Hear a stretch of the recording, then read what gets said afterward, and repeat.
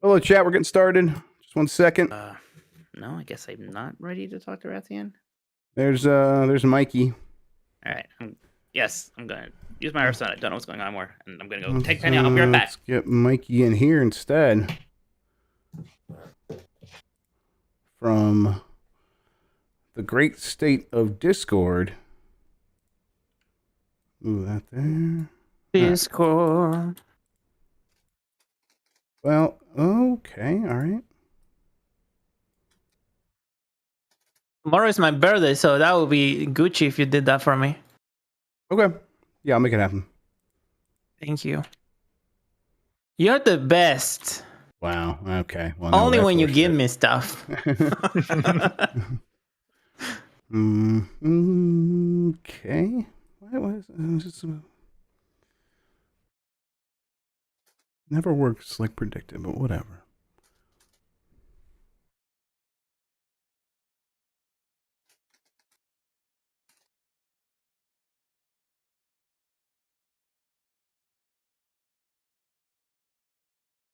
Why? Oh my god.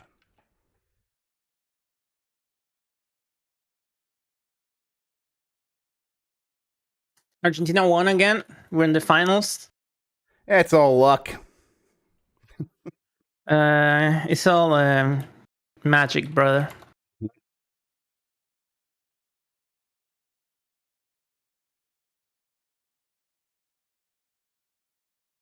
Why would one move when the other moves? It doesn't make sense. What's going on over there? Just OBS being wacky doodle dandy. You know what? What's up here?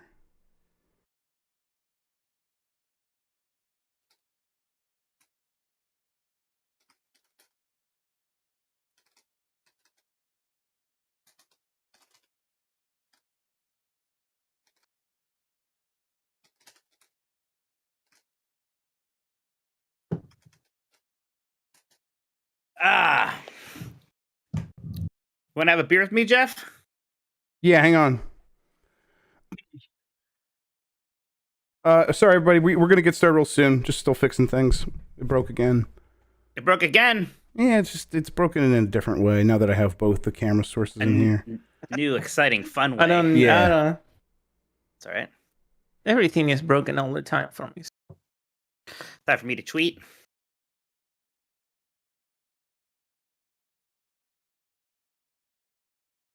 Wait, was this the last week for... This couldn't be the last week for fantasy. Maybe it is. Man, I had an awful fantasy. It's it's like the regular season's over, right? Shit, I wasn't last. Oh no. In our league? I tried every week. It wasn't because I'm one of those people like I'm not. I tried every week and was just awful. My team was just terrible. Shit. Okay. Damn, that's not good. Yes,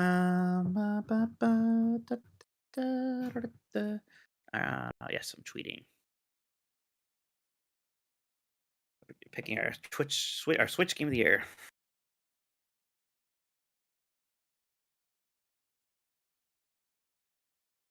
Switch gem of the year.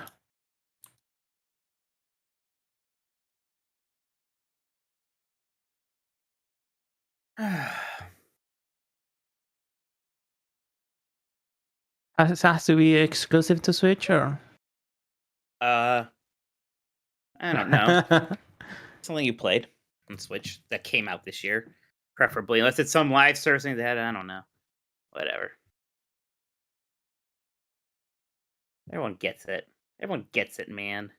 Everyone gets except for you, Christian. Yeah. What a square. I get it. I was asking for people who is You don't get it. I don't need the help, but hypothetically, if someone did need the help. Yeah. If someone stupid needed help.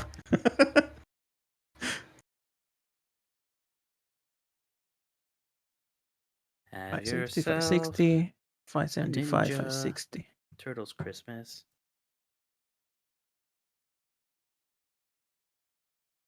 Mike, what's the best licensed Christmas album?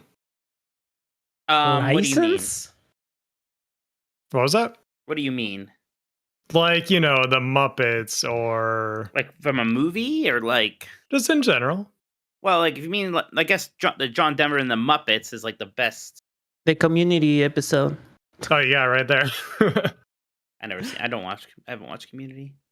What? Oh yeah, I forgot you could see. Yeah, my friend literally gifted me an old copy of it. So yeah, here we go. John Nice. Denver and the Muppets. That's a really good one. The classic. That's a good one. I think Christmas peak when DMX did Rudolph the Red-Nosed Reindeer. Oh, hell yeah. All right, I need to tweet. I need to do a few other things, but we're going to get started here in a sec. Everybody, now that the cameras are all working, should be able to see us at home. Sorry for the delay. Might even go in and edit it out this week. Let's see if I have the time. I didn't even watch Chainsaw Man today. You got some good questions coming in already, everybody. Thank you. There's that. Loud and clear, boy. Loud and clear. Boy. This is the first time we talk since the Game Awards. Yeah, I haven't talked to Jeff since then. Yeah, how'd you even sneak on stage, Christian? How'd you even do that? Oh, I said, yeah. That's funny. You're a funny guy. You know, people on Twitter had the best takes. They were like, "Why didn't you shoot that kid?" I know. I didn't want to say there were a lot. You shouldn't kill him right there. It reminded me of when Will Smith slapped Chris Rock. Like there were some people like Will Smith needs to go to jail. Chris Rock could have died. Yeah. Okay. Right. Everybody. Sean Apatow had a lot to say last night. I was personally terrified and I can't sleep tonight. Like, okay, calm down. Yeah. All right. How are you all supposed if to, you don't find it do about funny, this? that's fine. But like, Yeah, absolutely. Yeah, like chill, people. Daddy show. Right. I love how Santek they was like, that's incredible on the security because that kid was right in like backstabbing position. Probably a lot of damage. That's the game mess decides overlay. You might just be messing with stuff though. But I just Yeah, you're right. Let me fix that real quick. Wrong podcast. Who even knows the right one anymore? I do. It's last in the Nintendogs. Yeah. Okay, let's see. I'm gonna get It's this. It's not here. Jeff's fault he has the wrong overlay. It's World of Warcraft's fault he has the wrong overlay. That's right. That's fair. Only I'm allowed to use that excuse. Okay, content live. Now I can see chat. Let me get to the Discord app up here. Let me get Stream Elements up. Trade Prime win. Not this year, we're afraid. Okay. Open Discord. All right, Mike. I think I am just about ready. How about you? Have you tweeted? Oh, you know what? I don't have my And rundown. fuck you for suggesting Man, such I a was thing. just saying. No, you did a good thing, Christian. Thank you. You're a hero. Yes, I know. I don't want I've to been throw the saying word that to hero people all the time. lightly,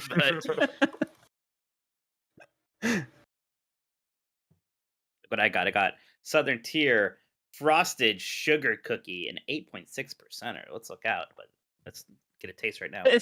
They're running out of words for the fucking beers they're making over there. All right, Ooh. I'm ready, Mike. You ready? Wait, did I do the right? No, I did not. There we go. I'm on Thursday. Hey, There we go. Okay, did you guys hear that? Yes. Yes, Hey, sir. you- Ooh. All right. Let's get Mikey started. likey. I could get fucked up on this. That's dangerous. I'm ready. All right, I'll count us in and we'll get going here in 5, 4, 3. hey, you guys hear me? Start cheering now! Yeah, let's get this over with. Yeah.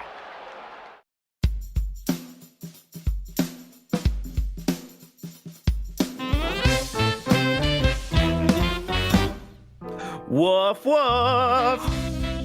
Hi, I'm Mike Minotti, and I am a Nintendog. Hey, I'm Jeff Grubb, and I'm a Nintendog.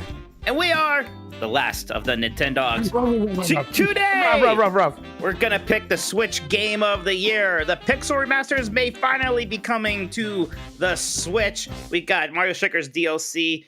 We have a lot to talk about, Jeff. It feels like it's been forever since I talked to you. It's just been since Wednesday. We had to do an early Game S Decides last week. I haven't even talked to you about the Game Awards or anything, really. Yeah, that's right. Wow. Yeah. That was a hell of a thing. What do you think? For the most part, that was a pretty entertaining show. Oh, I thought it was very entertaining, both in intentional and unintentional ways. Which Definitely is the where most you want it to be, right? That's the Right. butter zone for a show like that. You want it to be sort of chaotic, and things are just happening there because it's actually so culturally relevant that if you were some weird little kid that wanted to go up and like say something stupid, that's the venue you would choose. That means games have made it. I know people hate it, but this is what it looks like. Like, what else did you want it to look like? I bet Christopher Judge loves that little kid, right? Yeah. Like his really weird, super long speech. I don't know if Still Chris talked Judge about. actually knows that he actually did a really long speech. I'm convinced he's not aware. I don't think he knows he did anything wrong. Yeah. Man, who are we to say that it's award- wrong other than a person who was bored? I was bored, so it was very wrong. What award did he think that he won? Because, like, I don't know. He won an acting award at the Game Awards, and he talked for 8 minutes. It's touching the people who were touched. I was not one of those people. I'm sorry. No, but good for him. Okay, Jeff. While we're on this topic, actually, what did you think about Nintendo's presence at the Game Awards? I mean, it was honestly, it was a little bit more robust than I was expecting. Yeah. And a part of me was like, they won't even have anything. They had that new Bayonetta game, which was weird, but weird. That's a thing. It is I a game. can't believe they're going to release a new Bayonetta game, even if it's a spinoff, so soon after 3. Why isn't this something that's coming out a year later than it is? But whatever. Yeah, I mean, Platinum's got to get paid. They got to make money. So it seems like they're like, hey, we can do this as well. Babylon's Fall thing, yeah. Mm-hmm. So it was fine. Doug Bowser came up and accepted a couple of awards. Yeah, they still want some stuff. At some point, maybe this is because those game developers don't want to go to the Game Awards and accept an award. Maybe it's like hard for Nintendo to be like, this is not culturally relevant to us. At some point, they're going to have to stop having the president of Nintendo of America accept these awards on behalf of the people who actually made the game. At some point, they're going to have to get those real developers to go up on stage. It's going to be pretty weird. Yeah, I think you're right. This is kind of a little bit off topic, Nintendo, but I could kind of make it work. It sure was weird that Nintendo had a lot more to show for its aging, decrepit system than Microsoft did for its should be hitting its stride brand new console, Jeff. Yeah, I mean, it's just weird, and of course it looks bad, and it's something I noticed afterward, especially after I saw you saying it. I wasn't expecting too much from Xbox. I guess they do. They showed the Xbox Series X at the Game Awards, so of course there's a chance they'll be there, and I get that's why people had expectations. Other developers that were dealing with those expectations came out and said, don't expect anything. Microsoft didn't do anything like that. So yeah, I get it. At a certain point, I'm like, well, that show was really packed. I was fine. I was really happy as a gamer. I don't care one way or the other about which platforms a lot of these things are coming to. Most of these things are going to come to the places where I play the most often, Steam Deck and Switch and PC. But Xbox should be having a lot of stuff. Why aren't they? And I think it's easy to go into the conspiracy theory of they are trying to hold it back so they can more effectively deal with the FTC and the CMA and the EC. But I think the reality is they just were never going to show up here at the Game Awards. I've heard some stuff along. I know Jess Corden was reporting that he's heard some stuff's coming in January or February. I've heard at least one game that's in the works from a first party over there that I haven't been able to confirm yet. So I'm not going to talk about it until maybe later this week when I can maybe nail more of that down. So it's like, okay, maybe they will have something earlier this year. The thing I'm hearing is not going to be the cure to their ails, though. It was what ails them. It's in the line of Pentiment level of a game. And so, okay, well, I mean, yeah, they've had those. They had Pentiment. Pentiment's really good. Pentiment is one of my favorite games of the year. They put that out, and when people say Xbox has no games, they're not talking about Pentiment. They are talking about a very specific, and Phil Spencer's admitted this and talked about this. So, yeah, it's It's strange, looks bad. I would be frustrated if I were someone who was primarily playing on Xbox. A lot of them were, and you definitely saw a lot of people voicing those complaints this week. And I'm like, hey, yeah, I mean, probably time to go play somewhere else in the meantime. If Xbox isn't serving your needs, which I don't blame you. I guess I just was shocked, just like in terms of like strategy, how you don't show up there in some way. Like you just have something for Starfield or something. Yeah. There's so many eyes on that. Of course, people are gonna notice. The whole like idea that they were doing it so they have a better case against the FTC.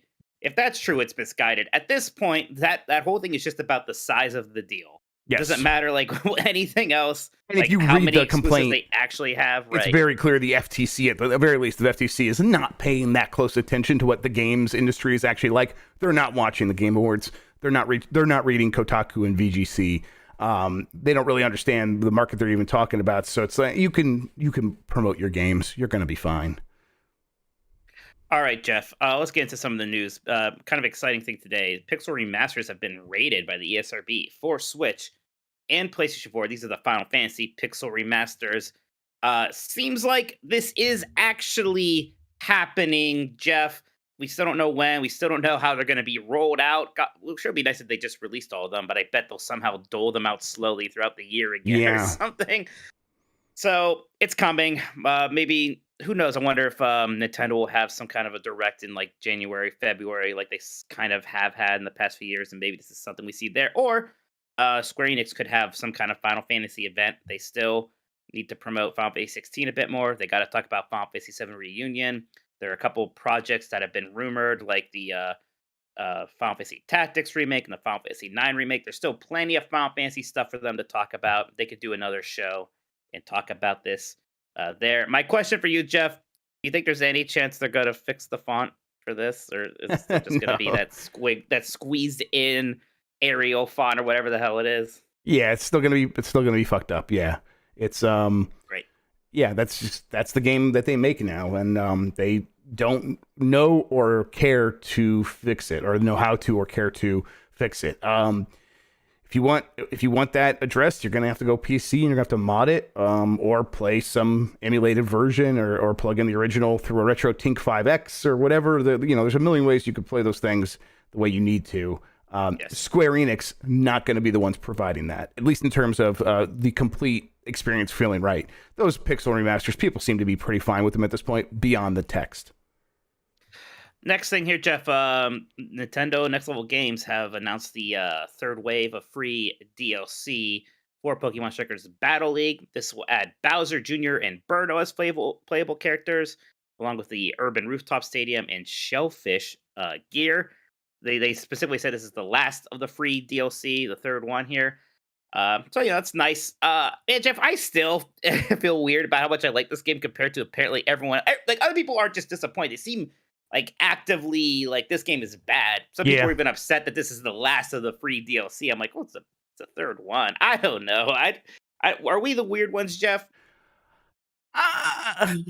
Yes and no. Like, we're definitely weird in that we're just approaching this game from a way that is abnormal to the typical person who's online and talking about this game. Just like the traditional definition of weird, we are not normal. But I think that people are being a little bit extra here with their, I don't want to say expectations. I just think that they are talking about a game that was never going to exist. There was some thing that had a ton of support and a ton of extra stuff. I get that the Battle Network, Battle League, that's the name of the game. Yeah, Battle League. I think people had talking about Battle Network next. Yes, so that's funny. Yeah, my brain actually mixed that up a little. I was looking ahead, but Battle League.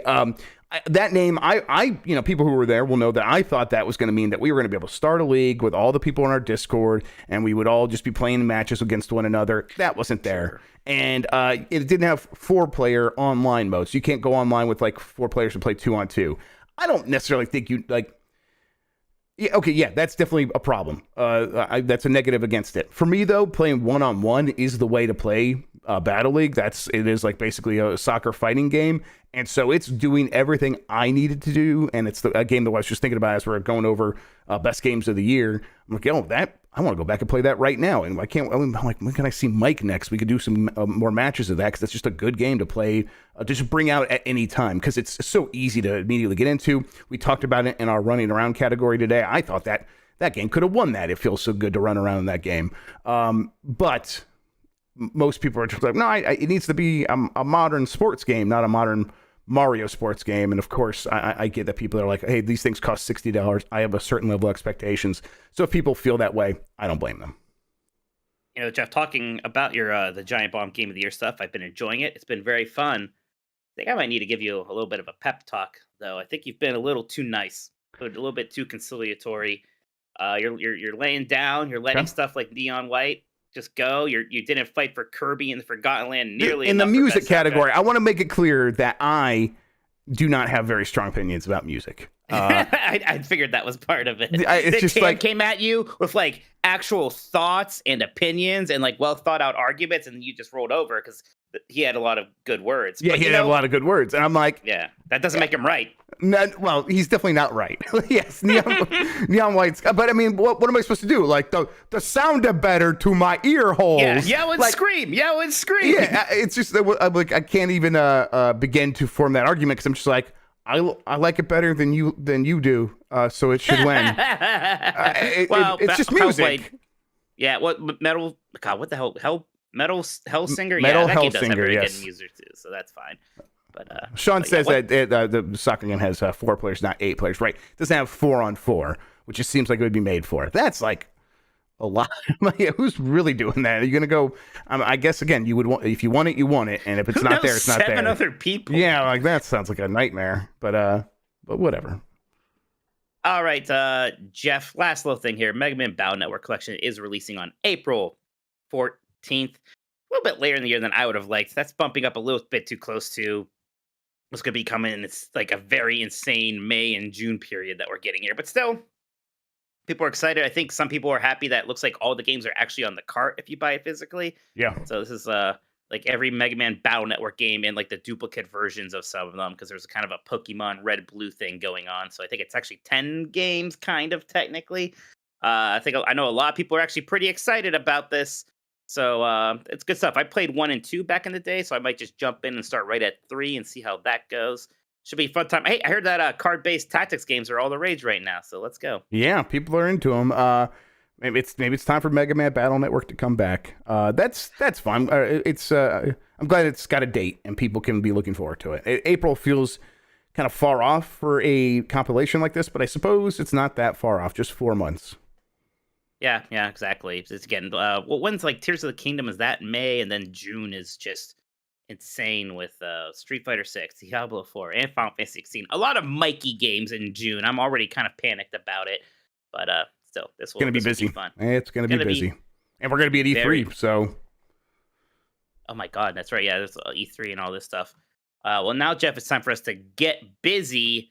Making love. I mean, answering questions from the community. I almost nailed that transition. Damn it. Yeah, one of these days you'll get it without the Freudian slip. What track from Kirby would you have wanted me to play to like convince everybody? No. You played a good track. Although I will say maybe if you just did the one with lyrics, it may have worked better. Although it's Japanese, so I don't know. It's very good, but it does make me think of. I think that's the song that has the. Rolling Star. No. You picked a good song. There's a lot of. I mean, I don't think Kirby should have won.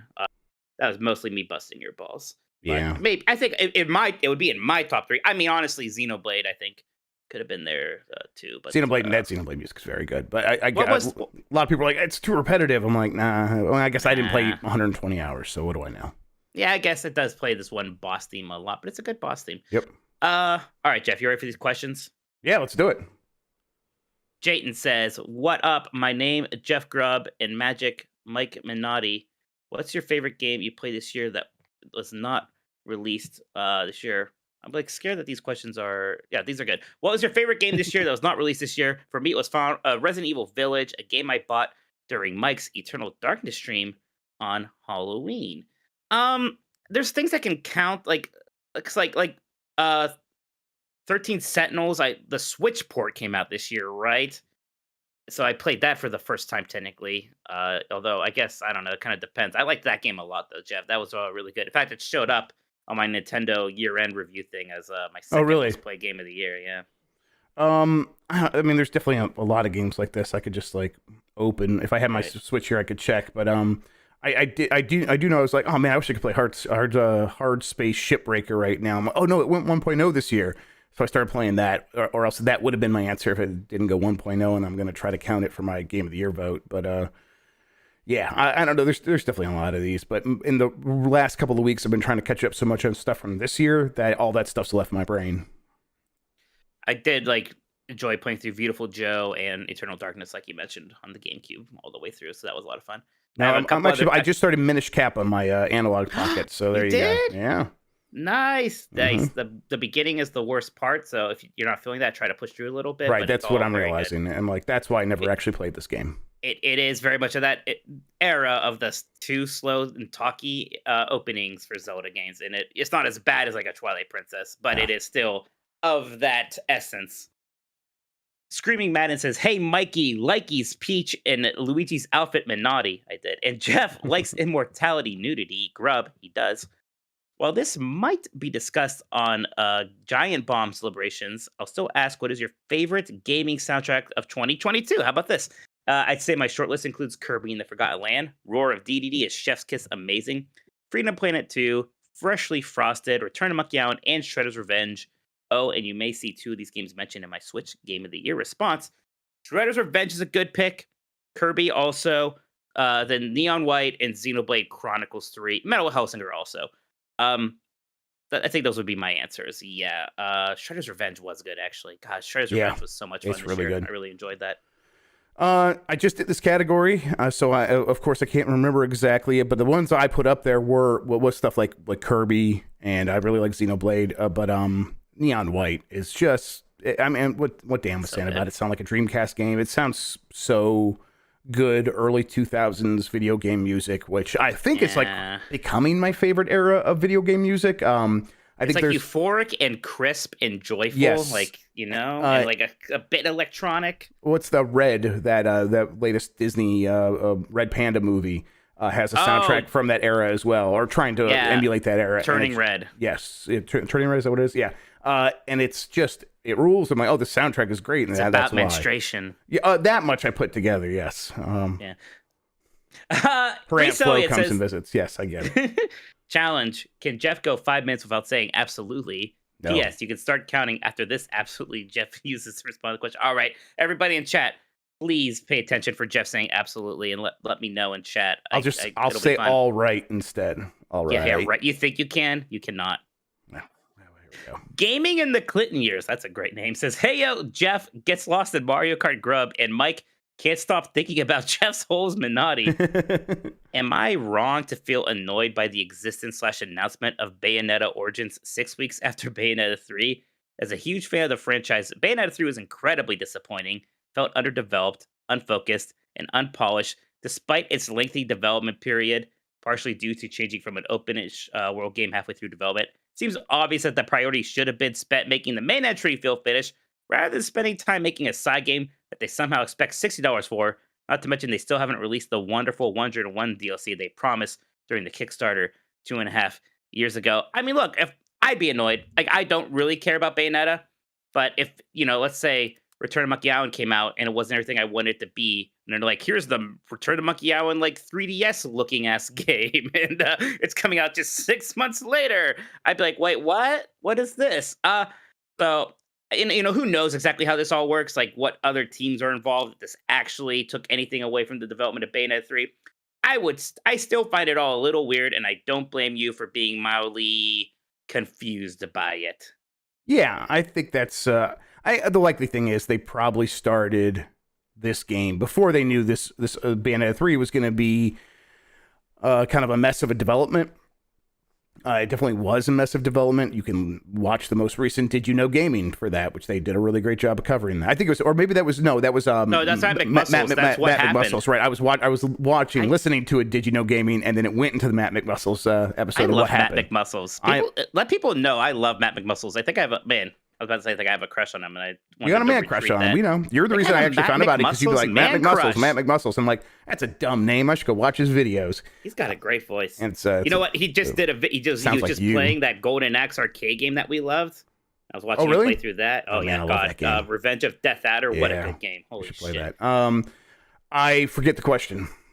Oh, we were just talking about Bayonetta Origins. You do agree? Remember how back when Switch was coming out, we're like, all the things that used to be 3DS games are now just going to come to Switch. And that kind of happened. This has so much of that like 3DS energy, right? And I still want those games to exist. I still want them to make those games. And if this is kind of the scenario that is that we have to deal with in order to get that, then fine. Then so be it. Oh, Jess says he sounds like me. Me and Matt Muscles could be voice buddies. Yeah, you sound like this guy a similar voice. Become his friend. Do you know Gaming in the Clinton Years? Like, have you seen that Twitter account, No Context Gaming in the Clinton Years? Oh, now you say it. Yes, I do know this. Okay, right. Yeah. Like an old reviewer, George Wood from the 90s, from the Clinton years, would review games, and it's just like, it's fun stuff. It's incredible. Yeah. Jedi Moss says, "Hi, Jeff, Armored Core Grubb, and Mike Kirby Justice Minotti." It is funny, Jeff. I actually think the award I was most excited for that entire Game Awards was Kirby winning Best Family Game. I was like, give Kirby a fucking award. Yeah. Good. Yes, let's go. It deserves it. He deserves that. Yes. It is the best family game, for sure. Nintendo corporate branding is so powerful, even government regulators buy into it. Should Nintendo be flattered or insulted that government regulators think they're so special that they're in their own marketplace and would never support adult games? They should be thankful for sure. I don't know if should not, because if what the FTC is saying is that Nintendo is in their own market, not competing with Sony and Microsoft. Therefore, they have the monopoly? They have a monopoly, and the FTC doesn't have to approve. The FTC doesn't approve things. The FTC has regulatory power to break things up if they're a monopoly. So I would very much expect what happens next here is, if the FTC really believes what it's saying, which it doesn't, if it did, it would be suing Nintendo to break up Nintendo, a monopoly on this weird part of the market that the FTC thinks exists. Beefhammer says, Mike, big Game of Thrones finds Minotti and Jeff Hades is a bad game that's better than every other game. Grubb. Oh my God, Jeff, I love that I accidentally destroyed my weekend. Trouble, and I think I got Final Fantasy trending on Twitter just by making you tweet about that. Oh, I was so happy. Oh, it was great. People just like they. I get it. You see an account with a check mark on Twitter say something that you're like, I've heard this in a context before where the person's just like, that looks like Game of Thrones. And it's like, I get it. I get why you react that way. Where like, this is just another one of these idiots. It's not what I'm saying. Obviously, Final Fantasy and Tactics Ogre existed before that stuff. And I specifically mentioned the HBO, not even the book series. I wasn't talking about the book series. I think they are inspired by the HBO thing. But I promise that when they're talking about, here is a version of Final Fantasy that we could sell today that could do really well, that justifies us getting a really big budget. Think about how well Game of Thrones does. I promise you that happened. What's funny is nobody disagrees with you. Yeah. But they still are mad. Yeah, right. Eventually it's like, two tweets later. Well, of course that's happened. I'm like, that's all I'm saying. Oh, so Hades 2 was the best announcement at the Game Awards. If there was one pacing problem, that announcement should have happened later. That was like too early. Yeah. I almost forgot that there's a Dead Cells Castlevania thing also that got announced like in the pre-show. Yeah, I don't think you play as Alucard or who was the other character that they announced? Richter Belmont. Richter Belmont, but you're going to be like fighting alongside him or like wearing their clothes or something. Whatever, that's cool. Armored Core 6 looks awesome, but it's CGI. So the thing I'm most excited for was definitely Hades 2. Excuse me.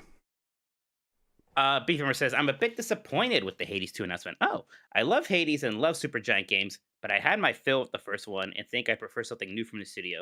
You think they can really elevate the concept even more to interest someone like me who played the first one for 100 hours?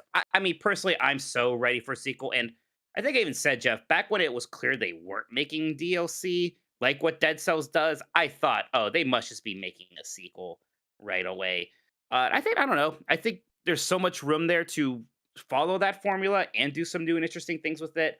I am just completely okay with them doing a sequel. I did not get my fill as much as I even loved it, even played it. Maybe not quite 100 hours, but played it quite a lot. Yeah, this is a studio that's never done a sequel before, and video games could do some fun stuff with sequels. I expect this to be still a pretty different game. I bet they are going to add a ton, and they've been working on it for 2 years. They're going to put it in early access.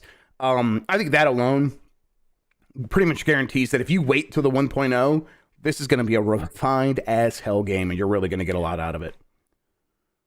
I'm going to wait for 1.0. You know, I'd be that way. Although, who knows? A lot of people are, but I say that, but not for Hades you 2. play Definitely some not. now. Definitely not me. And I mean, I like early access, and I like having that relationship with some of my games. Not all of them, but okay, I pick one here and there. Like Dead Cells was one definitely where I'm like, hey, we get that in early access, see how it changes, and I feel closer to the game because of that. Tubo Scar says, "Hi Jeff, first podcast Grubb, and Mike Honey Pop Minotti. The Beef and Cheddar Boys had a few too many margs with Joe Biden. Oh, no such thing. They're now stuck in the middle of Cleveland waiting for an Uber, but there's a catch. You can only request drivers who are Nintendo characters to take you home. Who are you requesting? Funky Kong was the first one that came to my mind, Jeff. I think Funky Kong would absolutely be an Uber driver. It'd be in his little plane thing, maybe, but he'd be your driver. He'd be your escort. Yeah, the one I want to think that like has a car is Wario, right? He has that big purple car and it's convertible. Yeah, I definitely don't want him to be my Uber driver, though. That'd be terrible. Yeah, He'd drive but he's always horribly and would hustling. try to swindle us. That's true, because And then crash. he would have like some devious plan to make sure I gave him 5 stars, and then he would probably not give me 5 stars as a passenger, which is fucked up thing to do. Wario would do that. It's a sweet looking car that he has. Yeah. That's awesome. I mean, so like Luigi, but Luigi's gonna give someone the death stare, and then you're gonna find yourself in a road rage accident. I don't know if we want any of the Mario characters, except like maybe somebody real boring like Toad. Maybe Toad can be my Uber driver, but I think Funky Kong. Egad. Egad's gonna have like a overly developed car. It's gonna be like a Tesla, and then it's gonna crash and like kill civilians. And us. Velocity Prime says, "Dear Jeff, Luigi's Mansion 3 Grubb, and Mike, clever nickname Minotti. Why are the gamers so mad that big games are influenced by other games and media? Like, this doesn't feel like a problem for film, music, books. Why here? I mean, Yeah, Mike, why are you so mad? I am. It happens with everything. Yeah. Remember, we had everybody forever was like, "Oh, Avatar's just Fern Gully." Like, it was the only movie that ever had a similar plot structure to some other movie. That's stupid though, right? Because yeah, it's dumb. Who would It's base a fucking movie dumb. on Fern Gully? You get like people understand, right? Why you would base something on Game of Thrones today, like that. There's business, yeah. No, Jeff, I think all those people, including James Cameron, they had like the $500 million and dedicated 10 years of their life to a movie. But when it came time to write the plot, they're like, let's just watch Fern Gully. I think that people want to think the things they like are special, and they don't also don't want to have to think about things they don't like and don't want to, or not even don't like, but don't want to spend time on. And if the conversation suddenly becomes like, well, here's how this media was influenced by this thing. Well, I'm not going to fucking watch that. I don't like, so let's change this. I don't even want to be a part of that conversation. We're actually having a much more interesting conversation over here about all these other influences. Don't talk about that base level one. Right. I think it's most people aren't even really saying it's not influenced by Game of Thrones. Most people will just be like, yeah, but that's not interesting. And I think that is fair at this point, because obviously, why wouldn't it be? Benji Glaskey says, "Hey, piss drinking dweebs, where the fuck are the Final Fantasy Pixel Remasters for console?" Then he edited it today. Lol, never mind. There you go. Man, more people should just try being incredibly rude to us in the super chats and see what happens. Somebody get really mad about where the Metroid Prime remaster is, because we're running out of time. Read my chats, Doug Bowser, my DMs.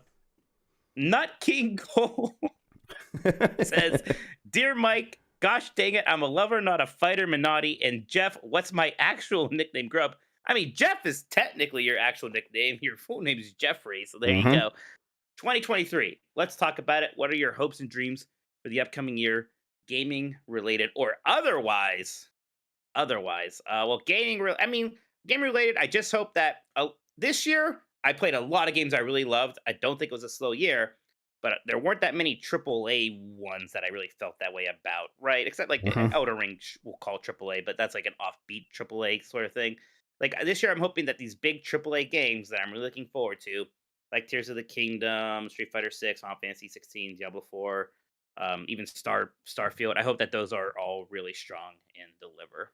Yeah, I think that there's always a risk of a year looks really good before we get there, and then we get there, and a couple of those games don't actually come out in a great state, and it's like, oh man, remember when we were all so excited for this and it didn't pan out? I just hope all the games that we're really waiting for really are as good as they possibly can be. Starting with Forspoken, I guess.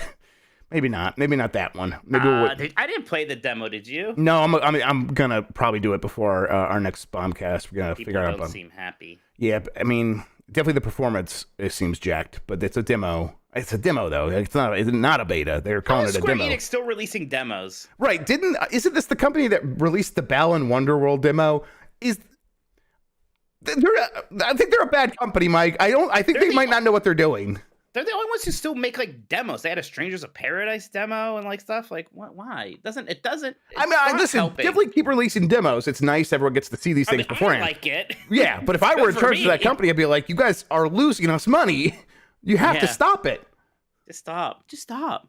Do you have any non-gaming related hopes? Yeah, I hope I grow a couple of inches. Not around the waist, but anywhere else. Foursome. Hobbs says, hey, yo, dogs, I'm sick of all this positivity. What's the worst game released in 2022 that you guys have played? Silt takes it for me. Absolutely beautiful, but the lack of checkpoints in the painfully slow levels means it can go fuck itself. I beat it out of spite. I do such a bad job of remembering the games that I hate, Jeff. Yeah, me too. I did try Need for Speed Unbound and was pretty disappointed with that. It was, man, they sure would not shut the fuck up in that game, huh? Yeah. I mean, I guess I was surprised that so many people were like, yeah. But I mean, I guess that always happens with Need for Speed. It's clearly not bad. I would hesitate to call it a bad game. Yeah, but it's one that I found very difficult to get excited about. That's all. Sure.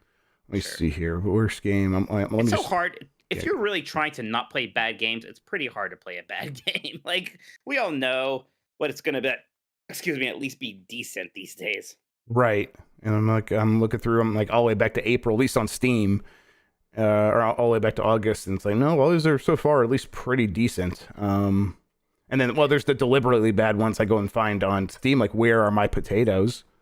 There you go. Where are my potatoes? Yep, there it is. Jump Matt says, when the Switch 2 arrives, do you think Nintendo or third parties will release next-gen updates for some Switch games? I hope so, Jeff. I wonder if it's gonna work like that, like how we did just get like updates for like the Xbox Series X version of Witcher 3 today, and everyone's really happy. It'd be awesome. It's like, yeah, here's an update, and now Breath of the Wild runs at 60 frames per second. Like that would be so cool. It just seems so un-Nintendo-y. Yeah, and it's at this point the NVIDIA hardware that they would be using would not be as simple as, hey, flip a switch, go in the code, and say, hey, look for more power. It's there. It would require more effort than that. So I think that if we do get updates, they probably would be some sort of next gen update. But I think they're going to be very few and far between. And at best, we're going to get support to make sure those games run. And that's going to require some effort, but Nintendo and NVIDIA are probably going to have to do that work on their side, and then they're probably not going to do much more. I guess, who knows? Maybe those efforts will be really good. NVIDIA has really great software and hardware teams. Maybe they will get it running so well that the games actually do run better on the Switch Pro, Super Switch, whatever, Switch 2. But I'm not holding my breath for that. Pennywise says, Mike, it's so good to have you back. Sean is great and all, but having 2 episodes without you felt a bit like listening to The X Factor and Virtual 11. What I'm trying to say is you are officially Mike Dickinson Minotti. I guess that makes Jeff Steve Harris. Man, that makes Sean Blaze Bailey. These are all Iron Maiden references, Jeff. Okay. Steve Harris was the publisher of, EGM in the early days. So that's why I thought. It's true. Yeah. Okay. Different Steve Harris. But also the basis for Iron Maiden.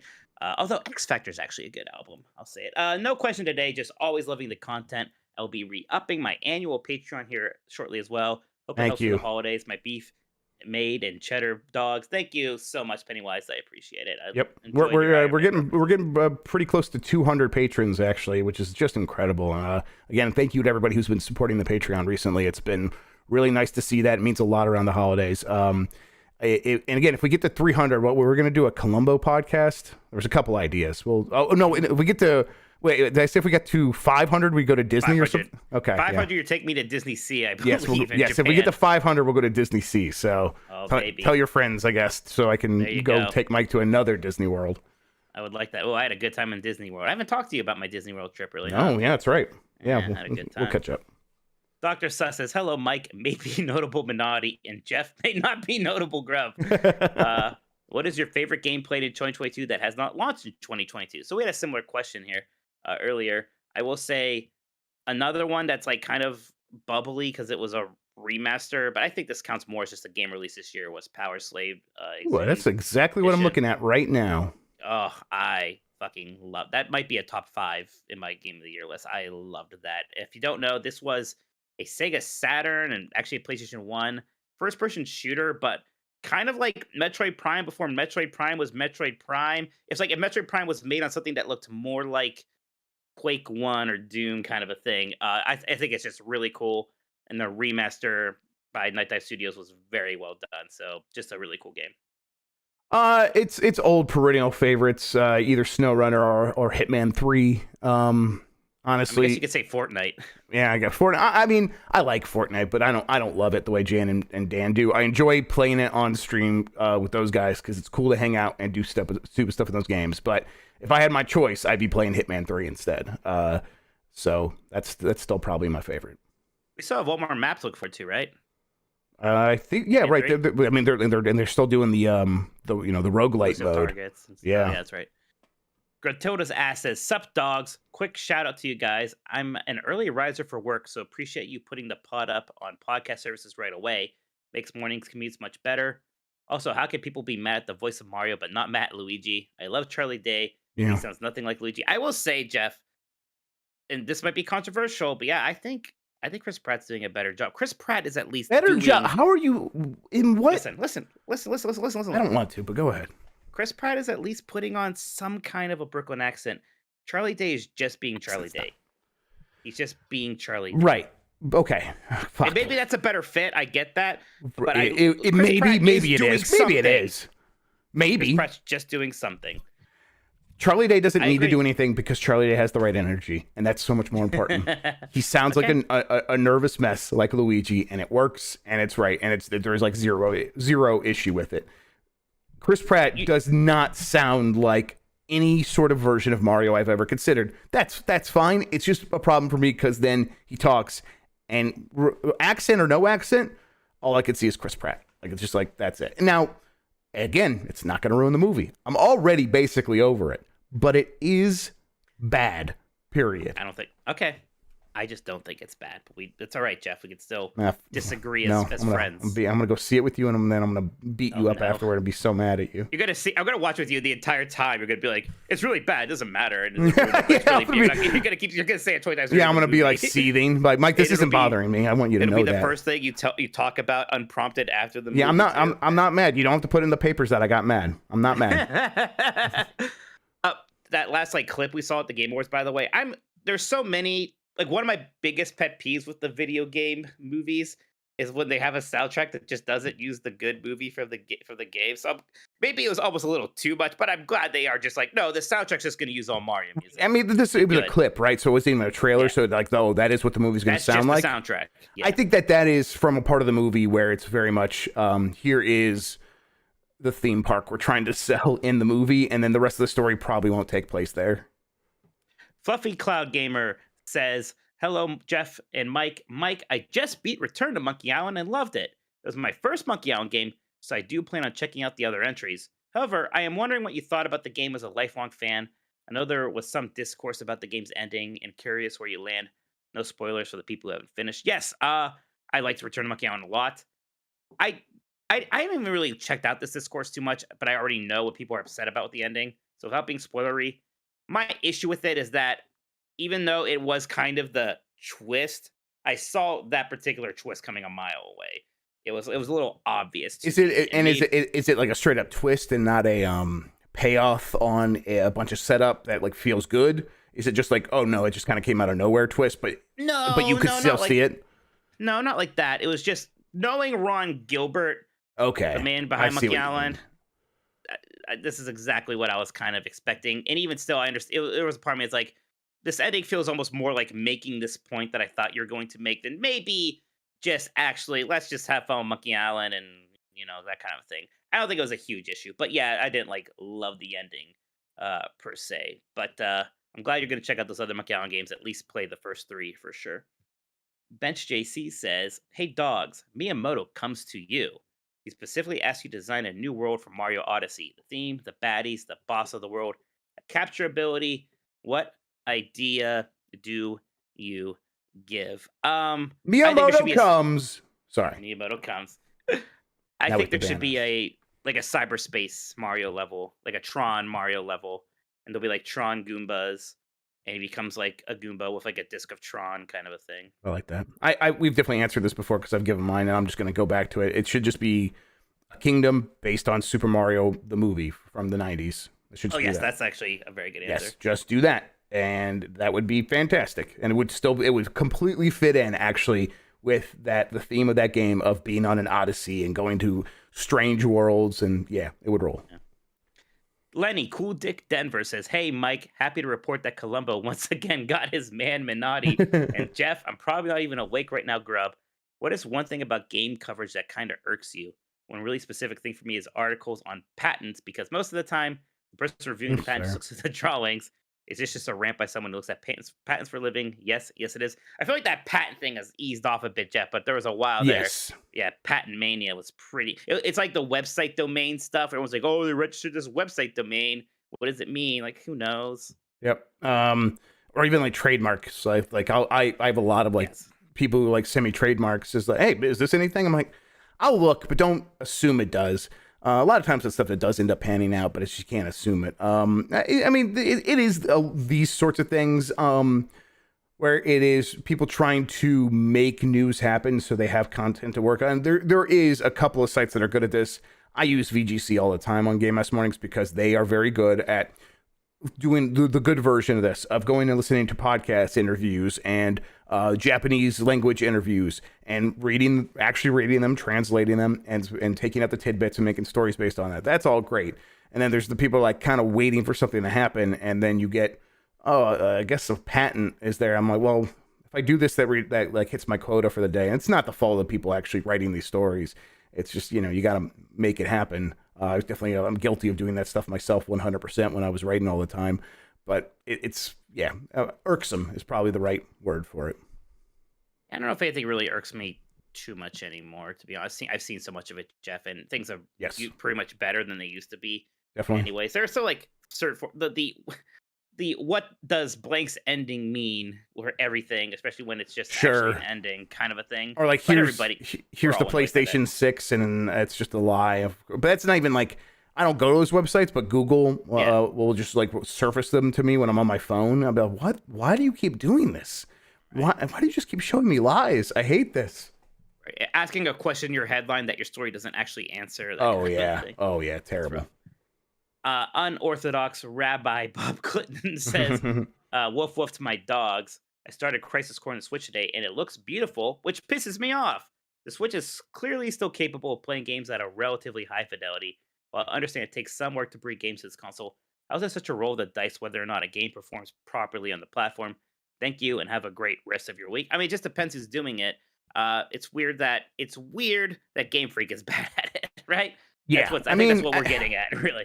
When we go over their history, it's not too weird. They are way behind the curve on HD games. We've talked about this every time now, but still, it's strange that they can't just go get help from Nintendo or a million other people to help them make the game look better and perform better.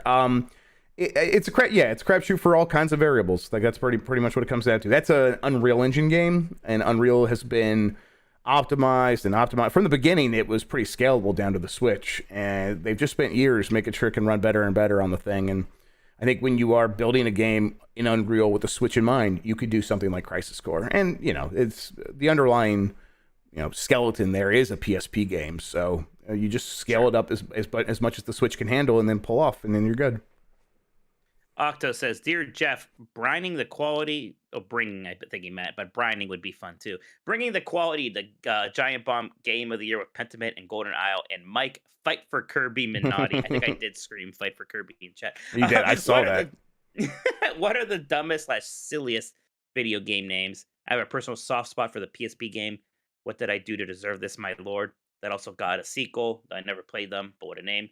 This could be the name of your next podcast when Nintendo lawyers inevitably come knocking. There was that Adventure Time game that was like a Zelda 2 clone. It was called Adventure Time. Hey, Ice King, what are you doing with our garbage? Yeah. I always thought that was funny. That's a funny name for a game. I have here a list of video games in the Kingdom Hearts series. Chain of Memories, Kingdom Hearts 2 Final Mix Plus, Kingdom Hearts Chain of Memories, god damn it. Kingdom That's Hearts a remake of Chain of Memories. Yeah, sure, yeah. Kingdom Hearts 358 over 2 days. Kingdom That's Hearts the Birth best. by Sleep. Kingdom Hearts That's just a good Recoded. name. Birth by Sleep's a good name. Kingdom Hearts 3D, Dream Drop Distance, Dream Drop Distance, and it's Clever like name. it's like 3D, and then the Dream Drop Distance is 3D, funniest so it's 3D. ones Yeah, the 258 over 2 days or whatever is funny, and then also Kingdom Hearts 2.8 HD Prologue. Final Chapter Prologue, right. Final Chapter Prologue. Kingdom Hearts HD 1.5 plus 2.5 Remix, and then because the MIX is capitalized. Kingdom Hearts, the story so far.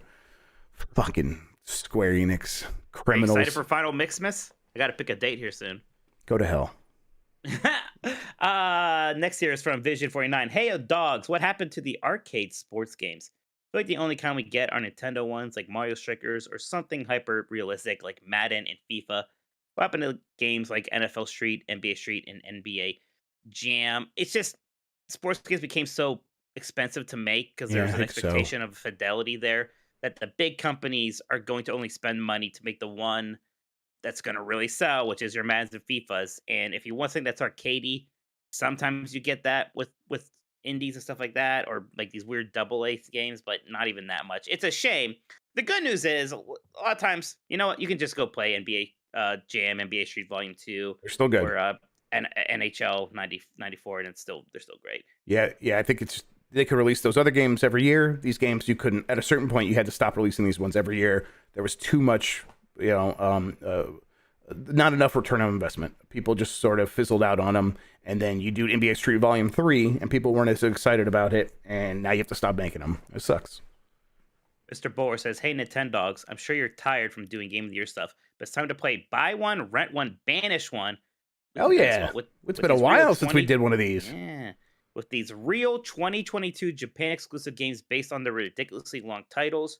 Your choices are New Prince of Tennis, Let's Go, Daily Life from Rising Beat, Yu-Gi-Oh! Rush Duel, Dawn of the Battle Royale, Let's Go, Go Rush, I heard about this one, and Konosuba, God's Blessing on This Wonderful World, Cursed Relic, and The Perplexed Adventurers. I'm buying all of them. I'm breaking the rules. Wow. Fuck you. I'm banishing all of them. So there we go. I should like look into some New Prince of Tennis, Let's Go, Daily Life from Rising Beat.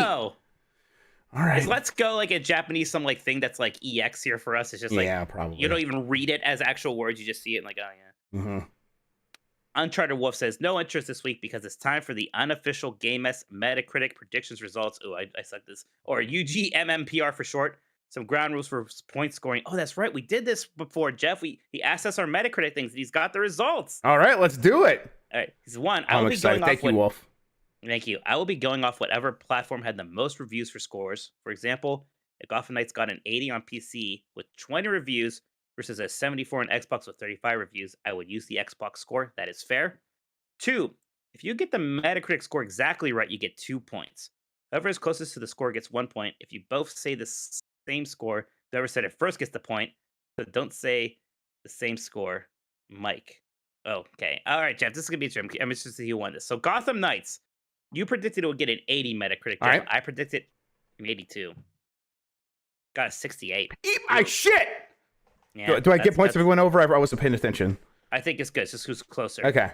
So whoever's closer. Bayonetta 3, you said an 81. I said an 84. That was an 86. So you, sir, can eat my fecal matter. All right. Man, I was way down on Bayonetta 3. That's 81. I should have known better. Well, but then for Call of Duty Modern Warfare 2, you thought a 78. I was way more optimistic with an 86.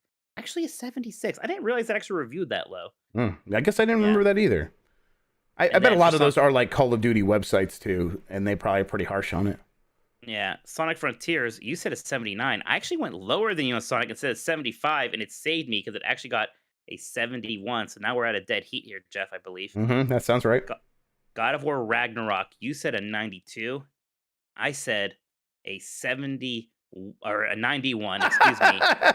I would love for you to say a 71 for God of War Ragnarok. Actually got a 94, so that's to you. Yeah. Pokemon Scarlet and Violet, you said 84. I said 83. Actual 73, so that's for me. Callisto Protocol. Both of you said 85, but Mike didn't understand that this was war and said 85 after Grubb, so Grubb gets the point. Yeah, cool. that's it right. Actually got a 72. But look at this. Oh my God. High on Life. Shit. Grubb with a 72. Mike with a 76 on the dot. And with that, Mike, aka me, No, I'm gonna go review this game right now. Out a win No, is it still? Wait, is it still there? Guess. Let's check this right now. I'm gonna check it live. Exact guess on High on Life. Ending score being Grubb 4, Mike 5. Doesn't matter. It's at the time of writing. I hope you guys let me do this next year. This was a ton of fun. I plan on doing this for each quarter, and I hope for some feedback. That was a very fun, Wolf. That especially rules. Because yeah, I won. Thank you. Great. I love that. Look at that. Look at that perfect High on Life score. I'm a genius. Dukin says, Ayo, C Button Dogs, aka once around with the number 6's Grubb, and birthday month boy Minotti. Man, my birthday was so weird on that fucking Game Awards day, Jeff. And then there was also the FTC stuff happening. You know how I'm obnoxious about my birthday. Even I forgot it was my birthday for a lot of that day. It's just a weird day. It was a hell of a day. Jesus. Yeah. He continues, I am deep into the Tinker stage of the Steam Deck, and thanks to the community, I have a fresh library of Steam games to mostly sort through and look at, but never buy. I'm in need of an honor amongst thieves pep talk, as I'm feeling some shame around my recent collection of preserved game data that works completely legal emulators. Why is this completely ethical?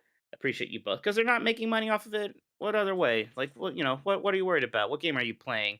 Are you worried about playing Final Fight 3 for Super Nintendo and not giving that money to Capcom? Because they have no way for you to give them money for Final Fight 3 right now. Yeah, it's. I'll even give a pass to people who can't afford games pirating modern games. I'm at that point. I'm not going to do it. But I don't know if I give a pass, but I also don't care. That's where I'm at. That's what I mean. Like you don't need my permission. Yeah, right. I'm not gonna I'm just not judging you at all anymore. I got other things to worry about. Yeah, exactly. And it's but if it's a game that's out of print, difficult to give the money to the company.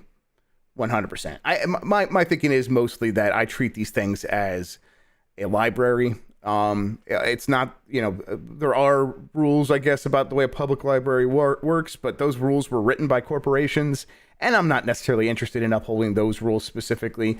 You only have one life to live. Video games are experiences. You should be able to have the experiences you want to have. And yeah, people worked on it, but the people that actually did the work, for the most part, since there aren't royalties, they got paid the money they're going to get paid. Who's the victim here then? Not the people that did the work on the game. So I think if you want to argue it in that way, I think you could argue some ethics there. I'm just not, and I'm not worried about it. I got bigger things to worry about, like Mike said. Turbo Sean says, "Happy Tuesday, Mike. Shave, Minotti, and Jeff, and a haircut. 2 bits, Grubb." Fun fact, roughly every other year I play through Metroid Prime around Christmas time, so guess I'm firing up Dolphin again this year, huh? Sorry, bud. Yeah. Sorry. Look, no one's more upset than us, well, than Jeff. Maybe his wife, but look, no one's more upset. Definitely. G-Man Sir says, "Hello, Jeff, X-Block Killer was right, Grubb, and Mike. Always I was. don't like it when dark people are on the stage for too long, Miss Naughty." Wait, what? Why didn't Helena Taylor get nominated for an award at the Game Awards? What did she do? What did Helena Taylor do? Wait, wasn't that the voice of? Oh, the Bayonetta. That's like, what's his voice? His name's familiar. Yeah, but she didn't do the voice this year, so. Yeah, it would have been funny. Yeah. If what's her face got nominated. Right. Now I can't remember Judy Voice, I think is her name. Not Judy. Yeah, how am I forgetting her? She's everybody. She's right. Fem Shep, and everyone loves her. Unorthodox Rabbi Bob Clinton says, "Hey, per request, hey shitbags, we're halfway through December. Where the fuck is Sports Story?" Jennifer Hale, thank you everybody. You don't get no Sports Story till you finish your meat. One of versus CPU says, "Hey guys, Mike, I'm playing RCG 2. Okay. Oh, River City Girls 2. And it's really good and full of Kunio and Double Dragon references. So this game's already been out. Can I just go on the Switch store and buy it from Japan? Yeah, but this game has voice acting and stuff, and it's like but I think the way I think it works is I think you get the out of 2 days. I think you get the English version too if you just switched your English account and then downloaded. I've done it before. That might not be the way it works, but I feel like I did something similar before. So I'm trying to get code, Mike. I'm no luck so far. I think some people got codes, and I'm like, okay. Well, if some people did, then I'll figure it out. How much more do I have to tweet about? Maybe I'm wrong. I just don't know I'm just looking. Like, have I ever gotten a PR email about River City Girls 2? I didn't. I don't think I ever did. So, I made a thread for it in Discord, but what I want to ask is, what do you think about all the background and created characters in Street Fighter 6? They look like they're from a different game to me. No, I like the backgrounds a bit. The background created characters. Yeah, they obviously have the we don't look as good as the main characters thing. Yeah. It's like that picture of that Yu-Gi-Oh main character standing in a crowd, and it's like, guess who the main character is? Yeah, I agree. I can let it slide though, like whatever. You ever seen should kind of look worse. You ever seen a Ben Affleck movie set in Boston? Like, he has the movie stars, and then when he goes to show anyone else in the world, he just goes and finds the ugliest, most Bostonian motherfuckers, and it's like that. And that's what I was literally thinking that when I saw that trailer. I'm like, man, this looks like a Ben Affleck movie. Yeah, no, I know exactly what you're talking about. It is a little weird, especially because like there's a point with pixel arts where that just wasn't a problem, and that's why I think like some of the pixel art games from like the late '90s still have the best backgrounds. Like a lot of the King of Fighters from then had these really cool backgrounds filled with like a lot of characters from those games and stuff. So sure, I definitely get it. Jeff, that's the last Discord question that we have here. We've gotten some super chats. We've been getting some likes. Thank you everybody who's watching. If you want to send a super chat, we're going to read those before the end of the show. If you're watching live and push that like button, we also really appreciate that. We're going to take a break now, though, because we have to talk about the Switch Game of the Year, Jeff. Hope you're ready. Let's do it. All right. No, monetization's not turned on. There we go. All right, how's everybody doing tonight? Hope you all are having a good one. I'm doing incredible. Yeah, we know. So we get it. You're going to be insufferable because it really seems like they're going to win. I hope so.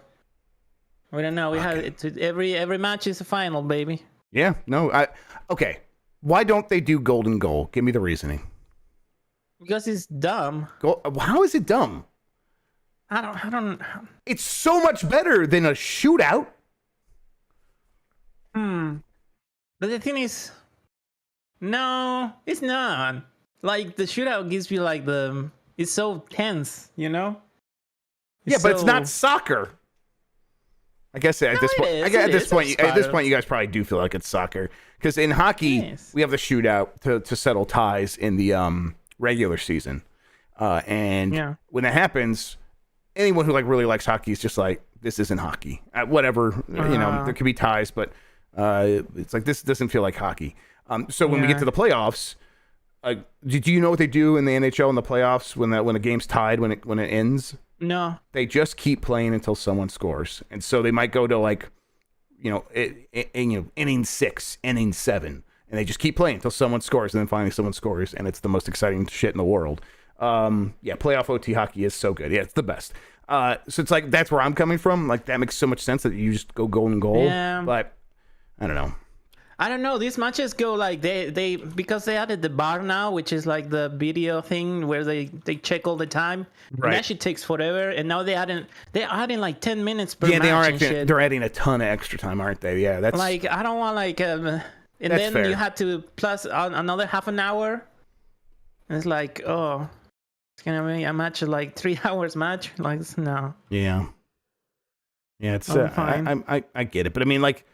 Some of these games would be over earlier because someone scored. But I I suppose soccer is like, it's like those breakouts are, it's not like hockey where you're constantly breaking one way and then that causes a breakout the other way. So it's like you kind of need to be able to build up each side's, and that's the thing about hockey. It's so fast though. Yeah, right. Soccer is like more methodical. Yeah, more methodical, and you need to give people each team's time to develop their offense, and it's not going to happen at the same time. Like it doesn't happen in parallel. So I kind of get it, and really, it's not like these things haven't been exciting. They've been very exciting.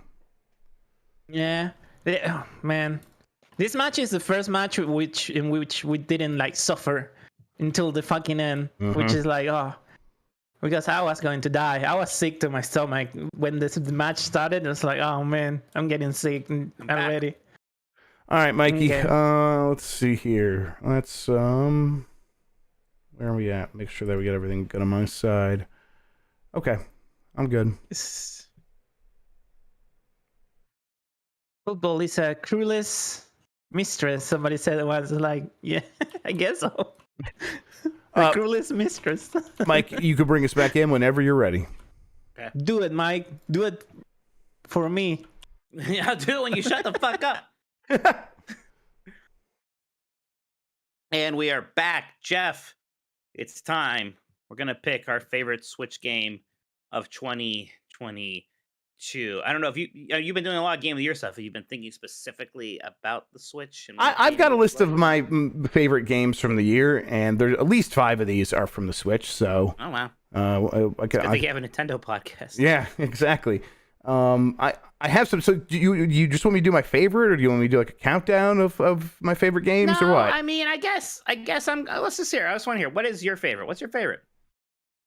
It's got to be Kirby and the Forgotten Land. I think it's Kirby. I'm surprised because this in another world, this easily could have been the game the best game I bounced off of. Where it's like I had bounced off of it earlier this year, and then I started playing it, and I was definitely enjoying it. But then once my kids got their hands on it, it was like, oh, this is all we're playing now, and playing it with them was so much fun. The powers, like being able to upgrade those powers, and the powers just keep getting better and better and better. It's super powerful to the point where they break the game, and the game sort of just doesn't care because it's really chill until it isn't, until like the boss fights are harder, until you get to some of the later really hard levels, or harder levels at least. I'm just really impressed by it, and the music's good, and the 3D platforming sort of just opening it up a little bit, making it feel like a big expensive Kirby game when it's clearly still pretty constrained and held back. But still, it just feels open enough that I'm like, this is a big 3D adventure that Kirby's on. This rules. And the mouthful mode stuff was actually pretty good as well. I definitely think some of those designs are very funny, and the ending there with the truck, very good. So yeah, it's my favorite Switch game of the year. This is very easy, Jeff. That would be my favorite Switch game of the year too. Yeah. I mean, I've been wanting a 3D Kirby game forever, and then when the first Switch game that we got with Kirby was Star Allies, which was a major disappointment for me. Like that feeling was only amplified. So I was really excited for this game, and it just, absolutely delivered. And I do love, there's so many games that kind of get worse as you play them, or just kind of begin to feel a little rote. But this one always felt, it actually just kept getting better the more you played it. Mm-hmm. Part of that was like, they would make it slightly more difficult, but a lot of it was actually feeling stronger, having more abilities, it getting more clever, it getting even weirder with some of the stuff it was doing. Just an absolute joy. Everything I really wanted, especially for a first attempt at a 3D Kirby platformer, I thought it was just really impressive. And it's just a really great direction for that franchise, which has been, like, it had a good run on the 3DS, and then it was sort of like, well, what are we going to do now? There's no more portable systems. What's the future of Kirby? Oh, here's the future of Kirby. And it's one of the best Switch games out there. So I was really, really happy with it, and really excited that it kind of somehow lived up to all that anticipation I had for this kind of game over the years. Yeah, it's. I remember us seeing it and just popping off, and to think like, oh yeah, it lived up to that. It was It's impressive, and yeah, I hope they just make kind of another one of these. Like, that would be great. There's so much more they could do with this. They can really get weird with the powers, bring in some of the the animals that you rode in some of the previous games. They can do whatever they want, and it's gonna work because Kirby is just such a likable environment, a likable character. The music's so pleasant. It's a place I want to spend more time in. And I guess I just hope that they keep expanding every aspect of it. And like, okay, yeah, it was great as a co-op game. Yeah, let me play maybe even 4 players next time. I think that could still work. Yeah, the levels have to be a little bit wider, a little bit bigger, but they probably should be a little bit wider, a little bit bigger. So I'm hopeful. Well, Jeff, instead of us talking about like runners up, I bet people will bring it up in That seems Discord here. exactly right. So let's just see what other people are saying. And if you're watching live, you want to send a super chat, let us know what your favorite Switch game of the year was. You feel free to do that. We will read it. But Bench JC is first here. Says, hey, Jeff and Mike, I think the Switch game of the year is Xenoblade Chronicles 3. Not only is it my favorite Switch game this year, it's my 4th favorite game of all time. Favorite game on Switch. The compelling story, combat, and characters keep you engaged right until the very end. The environments look great despite being on the Switch. The narrative also has a darker tone, which I find quite nice. Also, Chapter 5 leading to Chapter 6 has to be one of the best sequences in video games. Jeff, I was down on this game pretty much the entire year. Going on, I was just talking shit about Xenoblade and how ridiculous it was and how I didn't really care for this. And it really won me over. It was everything I think that franchise needed to do to be taken more seriously. I think, you know what? I definitely really appreciate how impressive it is as an open world game on the Switch after Pokemon Scarlet and Violet. My one thing maybe holding it back for me is he talked about the Chapter 5, Chapter 6 thing. I agree that's fantastic. And then after that, the game's never quite that good again. It's kind of the problem with like peaking 2/3 through your game. But, you know, not a major problem. But again, that's like the thing with Kirby, right? Where I say it just keeps getting better. Even Yes, like, that's what makes it number one. And that's impressive. Yeah, yes. And obviously Xenoblade Chronicles going for a completely different arc in terms of being a 100-hour game. And that's going to be harder to sustain. It's still a really fun game. I really like Xenoblade Chronicles 3. It was definitely my most surprising game of the year because it was not a game I thought I was going to like. Honestly, it might be my most surprising game of the year too, because there was zero chance that I was going to enjoy it, and then I played it. Weird. It's a good game. Dr. Suss says, hey, Jeff, the soon-to-be hairless Grubb, and Mike, the soon-to-be chinful Minotti. My Switch game of the year is Splatoon 3. I consider myself a single-player gamer. I almost never play anything online because I can usually game in short spurts. But Splatoon 3's for 5-minute matches means that I can drop in and out for some quick matches all the time. It works perfectly for me. The matches are incredibly satisfying every time, even at lower skill levels. It has tons of content and some incredible weapon variety. Looks beautiful, and the music is god tier. Yeah, I liked everything about Splatoon 3, Jeff. This was definitely one of the best games. Like, the big complaint is how different is this from Splatoon 2, and there's something to that for sure. But still, just like having a sequel to Splatoon 2 like this and having some of this new stuff, just having a chance for everybody to play Splatoon again is almost enough for me. Yeah, it would be enough to get it on easily. I think in my top 10 for the Switch. Just of course, probably enough to get it in my top 5 too. You know, one of the better shooters of the year. In a year where a lot of people are like, "Hey, where's a good shooter?" I want to be like, "Hey, if you are complaining about shooters or whatever, that there's all those people on Twitch." Are you talking to Dr. Disrespect? Yeah, Dr. Disrespect should play Splatoon and shut the fuck up. All right. That would actually be awful. Imagine you had to, what would the things you would say? People actually played the campaign. They know what's different. Lol, says Turbo Shine. Like, yeah, fair. One Up versus CPU says, Tunic is a special game to me. Takes me back to when I first played Zelda on NES. Lived in Puerto Rico and didn't speak English, so my brother and I would look at the screenshots and drawings in the manuals for hints. It's not simply a game that plays like Zelda. It's a game that plays like the experience of playing Zelda for the first time. Yeah, I get that, man. I wanted to like Tunic more. I did, but I bounced off it. There's something about it wasn't quite working for me. Yeah, you called it. I remember at the time I was like, Mike, you gotta play this. And you're like, I don't know if I do. And then I was like, 2 weeks later, I'd stopped talking about it and you noticed. And I'm like, okay, yeah, I don't know. Something happened, man. I don't know. But that's us. Right. Yeah, that's Except us. About Xenoblade, apparently. Yeah. So I get a lot of people really like this. And I think that's the right angle. Like where it's, you come to it and you want it to be like the experience of playing Zelda. This game is absolutely the closest to capturing that. That I could see. Moonlight says, not only is Pokemon Scarlet and Violet my Switch game of the year, it's also my overall game of the year, regardless of the technical issues, which are pretty bad, no doubt about it. The odds for me are just too good to be bothered by them. The change in formula to open world, the multiple storylines all the way up to the final chapter regarding story and the character interactions, I just love to bits. I feel like I was falling by the wayside of my love of Pokemon with Sword and Shield. I was mad about it the whole way through, but this has reinvigorated it. Now, if only they got their act together on the technical side and give the devs the proper time they need to do everything they need to the next one to not have it be a buggy mess. They hopefully just build upon all the great things they accomplished with this game. Very close runner-up is Xenoblade 3. Yeah, Jeff, I see this sentiment a lot. So, a lot of people they really loved the new format so much that they were able to overlook the technical things. I wish I felt the same. I'm having a hard time really getting into Scarlet and Violet. I like the new format for the most part. There are some things about it that are weird. Like it's weird how everything is outside sometimes. Like even like the gym battles feel like a lot less special because you're not going to like their gym and solving their puzzles. It's like go walk around and talk to 5 scarecrows or whatever the hell I had to do the last one. And you know what? I know graphics aren't everything. There's certainly something. Yes. If they're at least something, it is really bad when the game looks like this. It's not appealing. Yeah.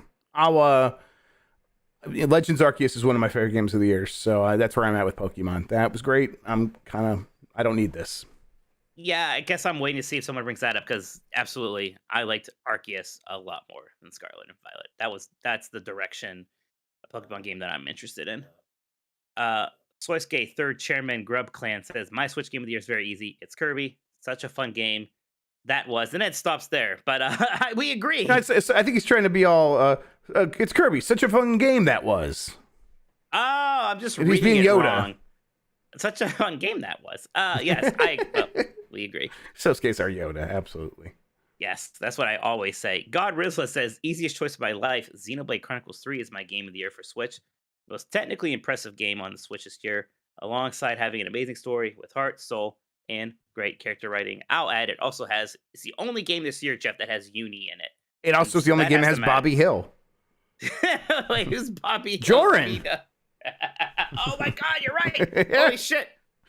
Yeah, that's I Bobby almost Hill. had to say a spoiler. I don't know if you got to that point. We talked about it on one of the categories today, I think. So good. Benji Glasky says, Monster Hunter Rise Sunbreak. That's interesting. This expansion took my 2021 game of the year and improved it in every single way. All the new monsters are incredible, and the new skills keep bringing me back to try new weapons, all while being what may be the most impressive game on a technical level for the Switch. If everything was this well optimized, I doubt we would have as many discussions about a Switch successor than we currently do. I didn't touch this, and I feel that Reach for the Moon engine, baby. That's a whole nother level over there at Capcom in terms of optimization. I think I'm at a point where I'm going to be contrarian and get into one of the Monster Hunter competitors really hard. If they what's that one that's coming out? From EA and Koei Tecmo. I'm not gonna be able to remember the name of it. Generic bad name. Exactly. Very generic bad name. The game. Yeah. Rumham says Kirby in the Forgotten Land by a mile. Starts off so easy, but by Wild the Hearts. end it actually Thank gets you, Nick. Wild Hearts. That's it. Which is not what I would think of a name for a Monster Hunter competitor. That sounds like there was that Sayonara Wild Hearts already, right? Which is like an indie game, so that's why it's really throwing me off. Rumham says Kirby the Forgotten Land by a mile. It starts off so easy, but by the end it actually gets very difficult, but still super fun. I hope they take this Kirby formula and just improve it going forward. Yep, that's exactly what we said. I just loved it. I want more. Jamie H1224 says Triangle Strategy edges it for me. In a year of square hit and misses, it achieved most of what a turn-based game should be: impactful choices and beautiful visuals. So to get around to finishing the golden route, I was happy with my choices and my ending, as it felt that's what the characters and I built my game around would have done. This was one of the ones that I just didn't get to because there were so many JRPGs I was playing on the Switch this year. People have said some good things about it. I was considering it, and then I was talking to OJ over on the Spawncast, and he was saying that, how do you feel about a game that has a lot of talking and a lot of not playing it? I'm like, I'll pass on this one. There's a lot of strategy RPGs and tactics RPGs right now. I'll pass on this one. Mr. Bohr says, for me, it has to be Mario plus Rabbids Sparks of Hope. I enjoyed the first game a lot, and this game improves on it in so many ways. The updated combat system adds new complexities, but still has some familiarity with the first game. The Spark system allows you to customize how you want to take on a challenge beyond what characters you use. The worlds are more interesting compared to the linear style of the first game, making exploration a fun part of the game, and it also has one of the best soundtracks of a game this year. I agree with everything he says. I think it is better than the first one, which I beat, and yet I still kind of bounced off this one, Jeff. Yep. And I'm not exactly sure why, because he's right, everything he's saying. I own it. I bought it myself with my own money. I bounced off it, and I'm like really kicking myself because I know I'll enjoy it if I just give myself a little bit more time to get into it. But it came out at a busy time of year, and then it just got busier. Did you get to the part where they introduced Edge? No, not even. I did I'm not. like very early. Yeah, that put me off a little bit because like even when they showed off like here's the OC character, I'm like, what? Why is there an OC character? Yeah, and then like, Bayonetta 3 has the same exact character in it. Have you did you see that? Like and they both have swords. Like they both have the hair, and yeah. I bet she has the same. It's like Edge has like that intro that like the self-insert OCs always have, where they show up out of nowhere and destroy a bunch of, and like all the other characters just look on like that, you know. And I'm like, oh my god, it's Ahsoka. I hate this. Sorry. Yeah, I'm like, I hate this so much. It is just really weird when it's in the Mario plus Rabbids game. I'm like, you can literally use any Mario character. But you know that's not the reason why I bounced off. I don't know why I did. Brian says, Dear Jeff, probably a longsword main, derogatory Grubb, and Mike, hunting horde enthusiast, Minotti. I did not play on my Switch much this year, but would like to second any nominations for Monster Hunter Rise Sunbreak. In addition to expanding the game like previous expansions, each title update has either introduced an entirely new way to play or enhanced a previously existing style. This is coming from a Gunlance main, so take this as you will. Well, we all know how Gunlance mains are, Jeff, right? Yeah. If my daughters ever bring home a Gunlance main, I'll tell you what I'm going to do. Go get my longsword. Yeah, with at least 2 more title updates planned for this year. Man, you know, maybe when this comes to Xbox and I try it out on there. I know that Sunbreak's not coming out right away with that port, but someday. It's like just a few months later, though, right? It is just a few months later, so it'll be cool. Nick Turbo says, "Hey Jeff, gruff white biker looking at Mike's ass Grubb." And Mike, maybe Days Gone really was just mid-naughty. Oh god, nobody's noticed mid-naughty, right? Has that been called yet? There's a lot of miss-naughties. A lot of miss-naughties. I haven't seen many mid-naughties. Maybe I shouldn't have pointed that out. No. My Nintendo Switch game of the year is Pokemon Legends Arceus. As someone who hasn't really gone into the series, I decided to get Arceus after hearing all the praise, and the praise was definitely well earned. Simple fun of sneaking up on Pokemon and throwing a Pokeball made me overlook the bland visuals and mech performance, though it looks and runs great compared to Scarlet and Violet. Yeah, doesn't it though? Hoping for new legends or more of the mechanics being introduced in the mainline series. We should all get super into this game and like just be like, Sean, go play the in-game content with us and just really bother him since he's getting into Scarlet and Violet right now. That'd be fun. I bet he has like a whole list of reasons why it's not the same. Yeah, 100%. The Uncharted Wolf says, my Switch game of the year, here it is easily Live Alive. This game had not 7 different stories to get invested in, all of it culminating in one of the greatest climaxes in any video game, while also having story choices that made me forget this game was made in the 90s. I did some amazing combat, a god-tier soundtrack, and beautiful HD 2D visuals. You have one of the greatest RPGs of all time. Hashtag better than Xenoblade. And Jeff, I did like Xenoblade a lot, and as I was playing Xenoblade, I was going back and forth over which one I liked more. I think Live Alive edges it out. Live Alive was fantastic. I loved this game. Very impressive. Very, very good. And you know, I think it sticks the landing a bit better than Xenoblade does for me. Velocity Prime says, everybody has basically got the big games out there already, but my Switch game of the year this year has to be Kirby in the Forgotten Land. Not only was it an excellent translation of a 2D franchise into the third dimension, it was an engaging and fun platform in its own right, slowly progressing from cute to absolutely unhinged by the closing act. It also is this year's winner of most shocking use of voice acting, and most surprised second phase of a boss, even more than Elden Ring. Yep. Gosh, that game is great. So good. Love it. My kids were watching the movies and they want to see the big scary second form all the time. So, yep. So good. Super Harmon says Xenoblade Chronicles 3 is both my Switch game of the year and my overall game of the year. I was a big fan of the series going in, but was a little unsure as I felt the hardware could let the game down a little. And the last new content we got for the series, Future Connected, was super disappointing. It did take long at all for the game to get its hooks into me, and the game isn't as strong after the emotional high point, but I was still fully engaged to the end. So he addresses my criticism, and I was still engaged. I definitely did hit a point where, like, for so long, I was doing every bit of content in the game. And finally, I was like, I actually just kind of want to see how this shit ends now. Let's get to it. Screaming Madness says it's pretty close between Kirby and Arceus, but I gotta give it to Kirby in the Forgotten Land. It was a great transition for the franchise to have Super Mario 3D World style levels, and Kirby's new power-up system we can have upgraded versions is a major game changer. Plus, that ending and soundtrack goes so hard, I want to give a special mention to Freshly Frosted for being one of the most pleasant puzzle games I played, for being my cooldown game after some frustrating sessions of Elden Ring. I have not played Freshly Frosted. Jeff, Sounds like a tingle game, like a yeah. freshly. Isn't it like? I'll just say it sounds like a sex thing. It sounds like a sex thing, but so do Tingle games. Rosy Rupee Land. Tingle games. Yeah. Just the idea of Tingle Well, games. there's two Tingle games. There's Rosy Rupee Land, and then there's the I got some Dating Tingle Quest games one. for you. Okay. I got some Tingle games we can play in the bedroom later. All right, there he goes. Matt Rare Monkey says Kirby for me. Granted, I only played Kirby in Bayo 3. Bayo 3 dropped the ball towards the end, and Kirby just keeps getting better every time I play it. Jeff, is anybody gonna actually say Bayonetta 3? I don't know. It's not leading in that direction. I was just wondering that. Good. Tank says, "Hey Jeff, woke Days Gone hater Grubb and Mike Game Boy Advance SP Drip Minotti.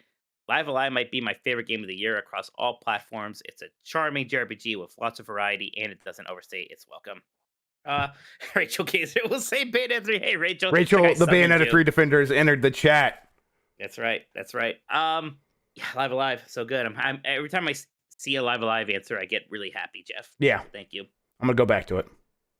Jedi Moss says, my game of the year is Xenoblade Chronicles 3, which shocked me as someone who struggled with 1 and 2. Addresses almost all my issues with past entries with both story and gameplay. The ability to switch classes and 6 to 7 person parties makes 3 have the best feeling combat out of all the Xenoblade games. The story is much more focused and better written with characters I immediately liked from the start. Technical and visual chops of the game are even more impressive considering they doubled the size of your party and there's more going on in every battle. Even a lot of the side quests are interesting and feel important to the world and story, something I appreciate as I often complain JRPGs are too long and loaded with useless filler. While Xenoblade 3 is a very long game, it doesn't feel like it's wasting your time. If you're willing to put in the hours, you'll be rewarded with a satisfying experience. That's all right. That's all correct. Nut King Cole says, my fair chunk of gaming 2022 in the Switch was dedicated to the DLC campaigns of Shovel Knight. Good boy. Hell yeah. To me, Spectre of Torment is the crown jewel of Trio, with King of Cards being a fun romp with a semi-baked card game built into it. I like that card game, but then again, I am a Final Fantasy fan, so Plague of Shadows can go down a lake due to that horrendous jump mechanic. Here's hoping Mina the Hollower is 2023 release. Look, Plague of Shadows is the worst one. I still like Plague of Shadows, but the order is definitely Spectre of Torment, King of Cards, Plague of Shadows, but they're all super fun. Hosp says, oh, this is interesting. I don't think of this as a Switch game, Jeff, but he says Neon White just sneaks in for me. Cool. Nothing has gone close to the leaderboard chasing a Super Meat Boy, and this smashes that. I usually never replay levels over and over, but I had to beat my friend, Stone Cold Classic. Jeff, did you know that I am a top 100 Neon White player in the world? Move on. I know, it's impressive. Yeah. Might be the last impressive thing I that's what I was like, this might be my only chance to ever do something mildly impressive. My legacy. Yeah, that's right. Fuck you. It is my legacy. What's your legacy? Giving up halfway through. So fuck you. Rachel, we're not limiting ourselves to Switch exclusives. It could be anything on the Switch. Beefhammer says, seconded for Neon White. I was the madman who would chase the top of the leaderboard in handheld mode. My Joy-Cons will never forgive me, but I'll forever have this pick of me being #1 in the world on glass port for the Switch version. That's cool. And look at that. There's some other. There's Shoji Kodo also in there. Good job, Beef. God, Neon White was so much fun. I don't want to give anything away for Game of the Year, Jeff, but it's between an obvious, but I think correct choice and a slightly more personal choice. And I had to see. Yeah, I'm right there too. Yeah. Jade says, my Switch Game of the Year is Splatoon 3. I played the original on Wii U and couldn't get into it and then skipped 2. I think I love 3 because I got into Fortnite and that made me crave another shooter to play. Yeah, timing's important with these things sometimes. Timing can be important. Major Yorha says, hey guys, I haven't been watching you guys live and probably will not tonight, but I just want to come and say that Splatoon 3 takes my Switch Game of the Year. I wanted to play Bayo 3 and Xeno 3. There's a lot of threes I'm just noticing. We're in that part of the generation, the part of like the reset of like doing new IPs. Like, yeah. I wanted to play Bayo 3 and Xeno 3, but in the end only got to play Splat 3.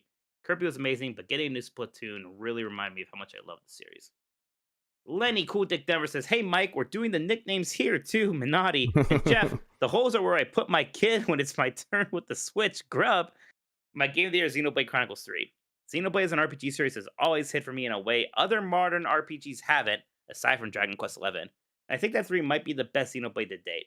Although I prefer the world of Xenoblade Chronicles X, I think 3 edges it out because my Wii U gamepad didn't die 300 times while playing this game. Honorable mention is Splatoon 3 because Salmon Run gets legitimately insane, especially during the big run this past weekend. I mean, I haven't even really explored enough of Splatoon 3, Jeff. I've only played a little bit of the single player. I haven't done Salmon Run. Even still, whenever I play it, I have a good time. You can even say Salmon Run if you wanted to. No, Salmon. Okay. Salmon Rusty Run. Salmon. Shouts- Salmonella. That's the Salmon Rusty. Unorthodox Rabbi Bob Clinton says it's a close three-way battle, sexy, but triangle strategy, that's fun. And Neon White just couldn't beat how sucked into Arceus I was. Unlike Scarlet and Violet, they not only genuinely changed the formula, but also had a nice slick art style, brought in new and meaningful battle mechanics, and has the best Pokemon soundtrack of all time. I just loved being more of an explorer, researcher, than just some kid who just beats everyone up. I agree with that. Did I forget to mention there's a dodge roll and an actual risk of Pokemon killing you? I really like Scarlet and Violet too, but Arceus left much more of an impact on me overall. Yeah, everything you said is like, oh yeah, I do like it because I'm exploring. It's a game about exploring. That totally worked for me. It's what I like in Pokemon games anyhow. Vision 49 says, my Switch game of the year and the biggest surprise of the year overall for me was Xenoblade Chronicles 3. I had no experience with the series and tend to avoid the bigger JRPGs since I am chronically unable to finish them. After reviews dropped, I figured I would give it a shot since the summer felt pretty barren in terms of releases. My curiosity was rewarded with an incredible RPG that features engaging combat and heartfelt story about carving your own path in a world designed to keep you in your place. That's a good way of putting it, Vision. Yeah. Like when I say maturity, it's not just like, oh, characters are saying like swear words or made up swear words or like whatever. There's not as many anime boobs. It's like that stuff. Like, okay, this is like kind of about something, not in like a Hemingway way, but certainly like in a Terminator more... 2 way, which is still more mature than Yeah. what Xenoblade was going for previously. Lossian says my Switch game of the year is Teenage Mutant Ninja Turtles: Shredder's Revenge. It's a great game, and it brought me back to sitting in front of the TV in the corner of the living room playing Turtles in Time on my SNES. Hell yeah, Shredder's Revenge ruled. Jeff, I also actually really liked the Cowabunga collection. I played that a lot. Yeah. That was great. Just good time for beat 'em ups in general. But Shredder's Revenge, there's my hope for 2023. Somebody asked my hope. I just want those same exact people to make a new Simpsons beat 'em up. That is what I want more than anything. I would love it. Please. Jimmy Nintendo says absolutely. Neon White. Dugan says last minute bump for Kirby in the Forgotten Land for getting my 1 and 3-year-old into the gaming. Oh, that's wow. cute. That's awesome. Gerber says, hey, Jeff, Viva la France, Grubb, and Mike, Moroccan by default, Minotti. Haven't played a lot of Switch games this year, so almost by default, my Switch game of the year, Super Metroid. Slightly weird giving game of the year to a 7 out of 10, but them the breaks. Well, we don't have to give this any more attention than it deserves. Wow. Moving on. G-Man Sir says, hello, Jeff, 12-pack Grubb, and Mike got stood up at a 4-H club, Miss Naughty. Kirby is one of my top 5 favorite Nintendo franchises. I particularly like how Kirby games always outsell Metroid titles. Kirby in the Forgotten Land outsold any Metroid game, period. That is why it's my Switch game of the year. Yeah, but has it outsold Luigi's Mansion 3? No, not even close. Oh, and I guess the amazing music levels, gameplay, and pacing are a good reason. Yeah. Oh boy, here we go. Turbo Sean says, Pokemon Violet. Is that what it's like to be a Bethesda fan? Joking aside, Under the Thick and Boys the Thick Lair of Jank is an excellent refinement and distillation of the Pokemon formula people such as myself known and loved for so long. Moving to an open world makes things feel fresh again after the solid but boring Sword and Shield. And the streamlining of basically everything to keep you moving and exploring makes for a fun, fluid experience when the frame rate isn't shitting the bed. And when is that really, Sean? When is that? Gruntilda's Bazungas says, happy holidays, Jeff, future Howie Mandel cosplayer Grubb. And Mike doesn't want you to ride him like you ride your motorcycle, Miss Sonic. You see, we published a story about Howie Mandel partnering up with some kind of AI video bullshit thing, metaverse bullshit. Is it NFTs? No, it's an NFT. Then I'm not interested. Maybe it was. It was definitely metaverse.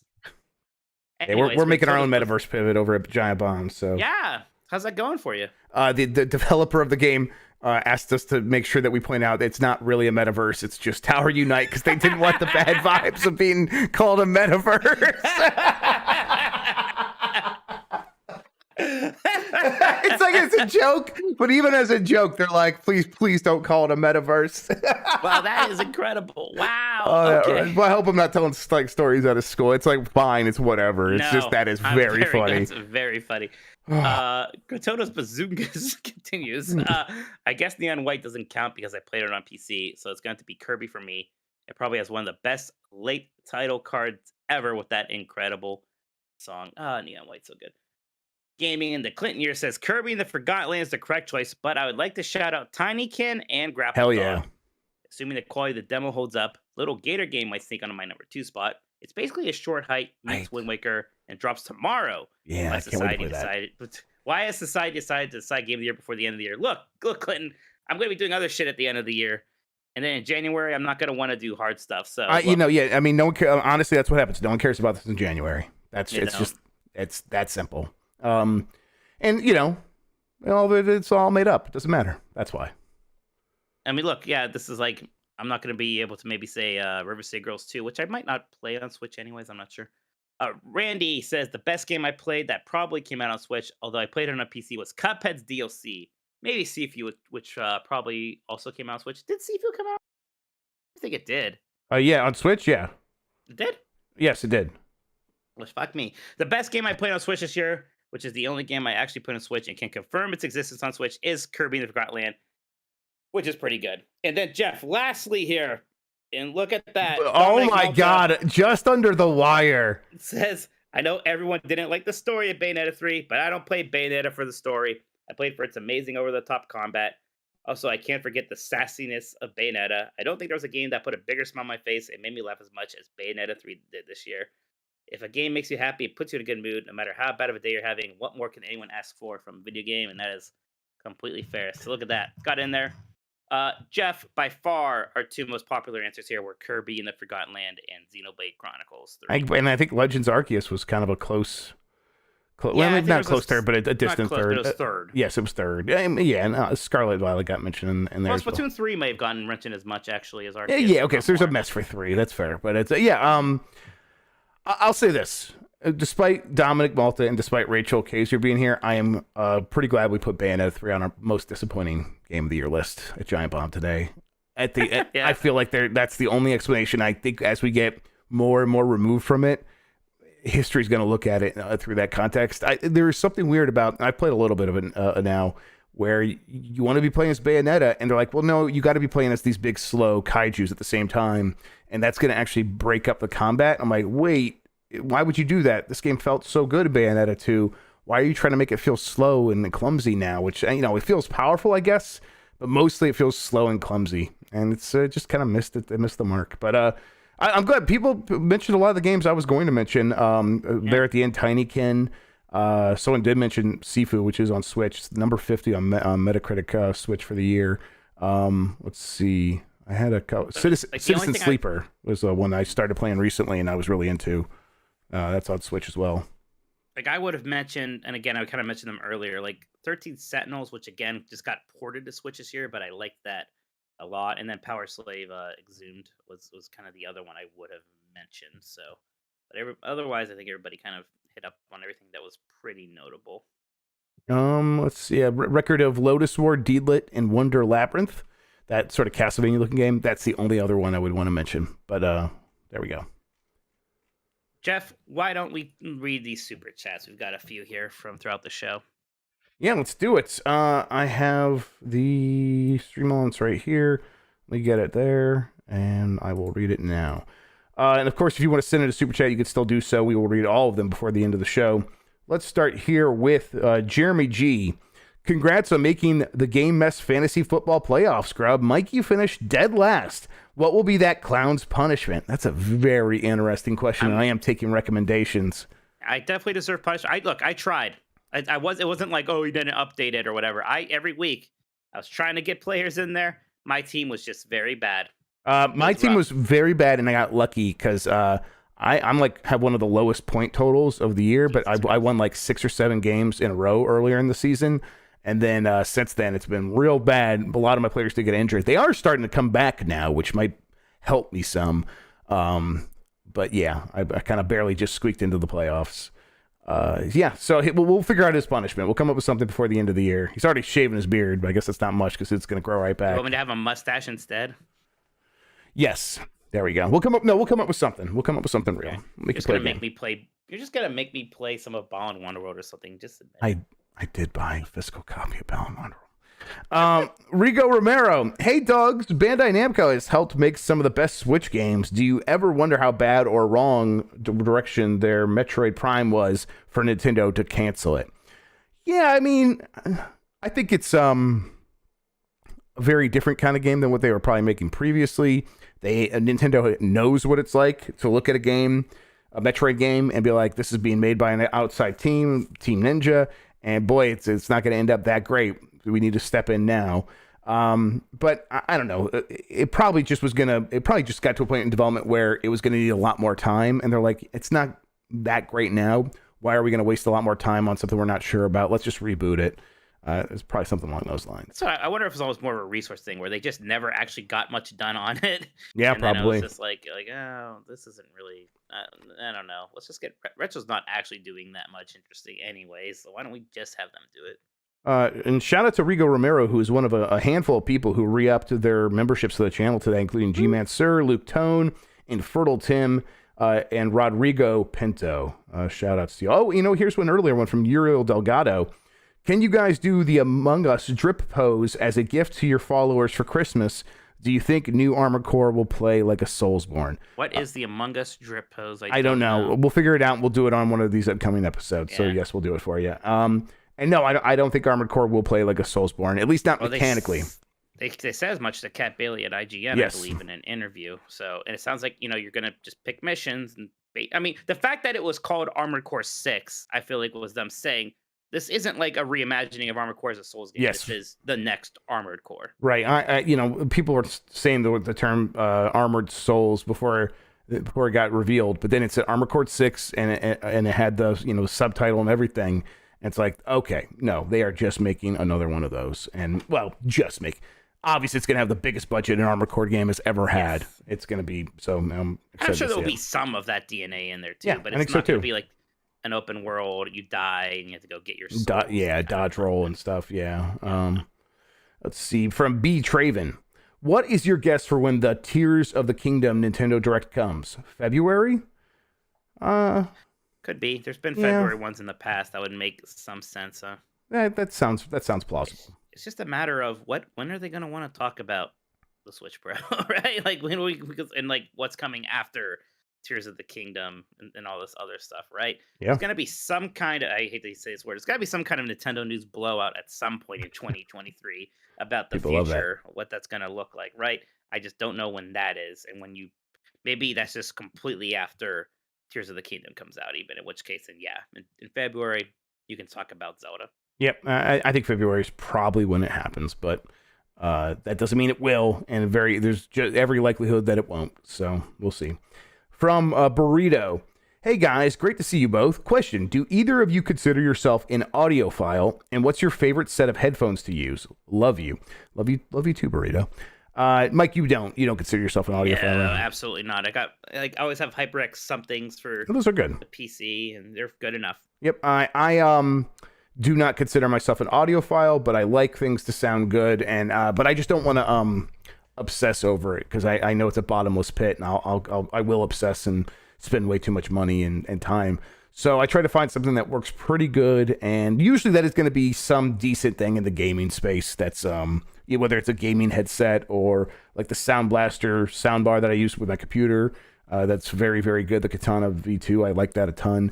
But in terms of like headphones, I use Google Pixel Buds Pro for my phone, and that's good enough. It's got good noise canceling, but really what I use is the transparency feature, so I can actually wear them and then still hear everything for the most part. And yeah, they're fine for audio quality. And then I had a couple of creative headphones that do the holography thing, where you put them on and plug it into a switch, and it will make it sound like you have a full 3D sound system around you, and like you're actually in a room with speakers. And I really like that with gaming. It's not great with like podcasts, so it's not something I was using very often. Getting bored, Jeff. And it's not something that you want to use too often with like movies and things like that. All right. From Nintendogs, Cult of the Lamb was my favorite game this year, and I played it on Switch. Curious, what was your top 3 favorite indie games this year? Man, I didn't play Cult of the Lamb. That was one I missed out on. Neon White was number 1 for sure. Gosh, there's more I should have played. I didn't play Tinykin either, and you told me to, and I just didn't because I'm an asshole, Jeff. I didn't like Tunic. I didn't like Stray very much. Gosh, what else were like the big indie games? Was I kind of not a big indie game player this year, which is kind of weird. We don't count. I don't really count Shredder's Revenge as an indie game. Is Return to Monkey Island an indie game? Not really. Yeah. It's like weird. It's like all these weird, like kind of like there's these smaller games I played that I loved, like Return to Monkey Island, even like a Marvel Snap, which is smaller. I don't even know, but you know what I mean. Not AAA, but also not indie. Vampire Survivors was very good. So Neon White, Vampire Survivors, those are big ones. It was really all about Neon White for me. Yeah, Neon White, Vampire Survivors. I liked the Case of the Super Golden Kiwi Idol. 64. Super Kiwi 64 is one I was about to mention. Tinykin, obviously. Let's see. I thought I had one more. I don't think there wasn't like well, maybe Neon White, but there wasn't like a Hades or a Celeste level one. Maybe. Yeah, I think if it is, it's Neon White or Vampire Yeah, I Survivors. guess Neon White is in that level, but there wasn't another one. Yeah. All right, and then the Uncharted Wolf. What was your favorite song played during the TGA Game of the Year Orchestra? The Stray Orchestra made me want to play the game, which is the highest praise. Even though I was kind of, every time Stray was like won or nominated, I kind of rolled my eyes a little bit. It was something cool about seeing this like little game about a cat being performed by this orchestra. Oh, sure. Surrounded by all these of course, really that's big cool. games. Yeah. Like all I could do was feel second. Like all I did was just imagine the people who made that game, or who like wrote that score, like the small team, seeing that moment. And like that must have been really cool for them. But the Xenoblade Chronicles 3 bit was really cool. That orchestra medley thing with the Game of the Year is always a highlight. That's super cool. I thought they did very well. I like the Xenoblade stuff too. That's where I was at.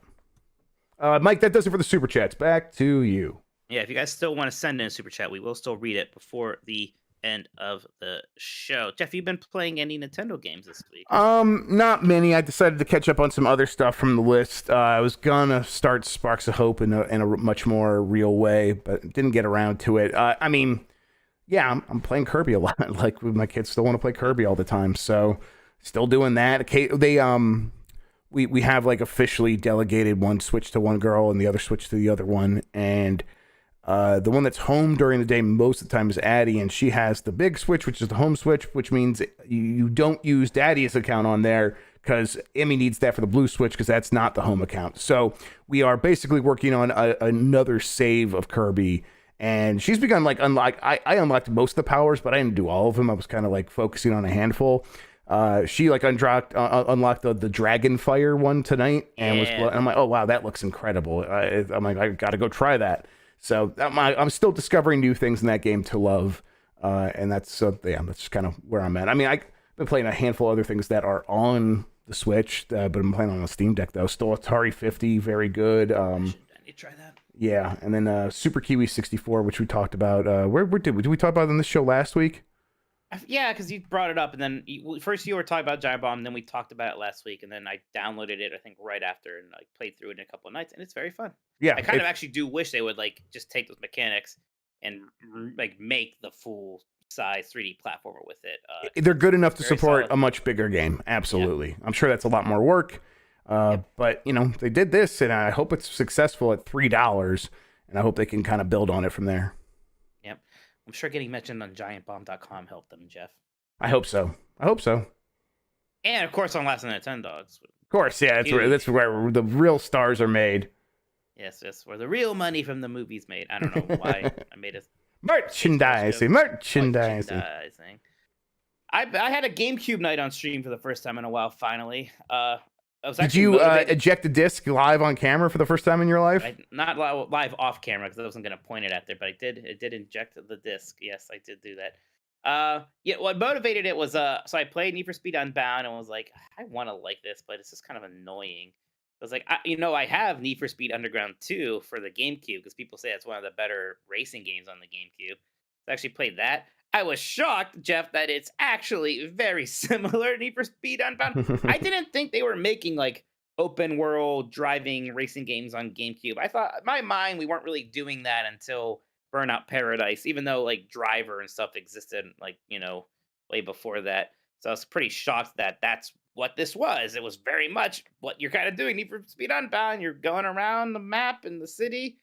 And awful performance on the GameCube, but because it's very like pretty and intense, it's doing stuff that should not be done on a GameCube. So I almost appreciated that. Even though the city's supposed to be like Las Vegas mashed up with Hollywood, it's raining constantly. So there's like constantly Very showing you like the shiny streets, right? Yes, exactly. Obsessed with that and like all the neon, but it's very pretty and it controls really well. Even though there aren't that many like notable car racing games on the GameCube, they always feel really good with those triggers and that stick. Like they work really well, even using X and Y as shift and shift down if you need to. It's a very good controller for racing games. So it just felt very good to play, and it just wasn't as annoying as Unbound. Like it has the same problem where it's trying really hard to be hip, but it's being 2004 hip, which is now just pretty funny. Like, you're right, this is like, it's so, Fast and the Furious, like, came out a couple of years ago. Yeah, Fast and Furious and MTV and E. Like, I don't know, it just feels like all that's like cable television from that time. I had a Need for Speed Underground GameCube disc in my car for probably 15 years, but it like moved between different cars even. And I was just sitting there. I should go see if I can find it. I wonder if it's still out in the minivan even at this point. I'll go look. Yeah, but I ended up playing a lot more of that. Like I bounced off of Unbounded. Like after maybe 45 minutes, I played like a couple hours of Need for Speed Underground too. So it was a surprisingly good time. Only bummer was frame rate, which was not very good, but whatever. But then after that, just looking for something else, I popped in WrestleMania 18, which I've had here for a bit. I wanted to play. This is supposed to be one of the good. Right. It's one. This is one that people mention as a good one. Yeah, it is good. You know what's great about it is the roster. So like WrestleMania 18, this is this says 2001, which actually seems early to me. I feel like this would have been more like 2003. Yeah, 2003 is when it says. So this is like right when you still have like Austin and The Rock and a lot of these Attitude Eras, but the next generation is there. So you have like Batista and Cena in there still. So it's this really neat roster in terms of having both from those generations in there as active wrestlers. It's not just like they're throwing in The Rock and Stone Cold Steve Austin as like legacy people, right? So that's really cool. And gameplay wise, it just basically reminds me of the like SmackDown and SmackDown versus Raw games from the PlayStation 2 era that I really liked a lot too. So I think it just feels great. It actually looked really good too. It's maybe because I was playing Need for Speed or Underground 2 and its frame rate was so bad. This game was very smooth. Even like the character models, I was pretty impressed for GameCube. Like the faces were really good. I was having a good time. It's just a good wrestling game. I mean, all the love always goes to like the No Mercies and whatnot. Yeah, the Aki games. Yeah. Yeah. But this is Yuke's still. And this is right. Yeah, this is Yuke's. This is them. They did SmackDown, which people like, and they like WrestleMania 18, which people like. Yeah. Yeah. So So I was really surprised how much I was enjoying. This is I think I said 18. This is 19, by the way. Oh, it's 19. Okay. Okay. Yeah, but I think they also did 18. Yeah. Like then they did Day of Reckoning and Day of Reckoning 2 after this. But I really enjoyed it. I want to play more of it. It's just a very good wrestling game from a really interesting era in wrestling, kind of a transitional era. I think my favorite wrestling game ever is actually SmackDown vs. Raw 2006 for PlayStation 2. It's the one with Batista and John Cena on the cover. Plays pretty similarly to this, but I think it has a bit more of a robust creation suite, a bit more game features and game modes and stuff like that. But yeah, that was it. I had myself a good GameCube day. I haven't played the new Mario Kart tracks yet, so that's. I haven't either. No time for that. I mean, I played a little, like I said earlier in the podcast, a little bit of Bayonetta 3, but not enough to really have anything more to say about it than what I did. It's, I don't know. I probably will play some more. I don't hate it. It's a good game. Yeah. I don't know when I'm gonna get to it. It's really not super high on my list. I want to. Before the year's over, I want to beat Pentiment. I got to Act 2 of that, and it's good. Really how are you feeling it? I'm liking it a lot. Good. Good. I think you're gonna like it more then as it goes on. Yeah, I might. Yeah, so it's been good, and then just been playing Dragonflight and stuff too. So It's been fun, Jeff. It's been a good time. I had a good time reminiscing here with you about Switch in 2022. Next week, we are gonna talk about what Switch games we're looking most forward to next year. And to be clear, if your answer is Tears of the Kingdom, that's fine. You can give us a runner-up also. Yes. It's okay. We get it. We get it. Because we're, Yeah. I mean, that's what I am. I don't know if you are, but I'm, Tears of the Kingdom, Yeah, obviously. come on. Sure. Yeah. But yeah, there's other games coming out that we can talk about. All right, Jeff. Well, and everybody, thank you so much for hanging out, listening to the last of the Nintendogs.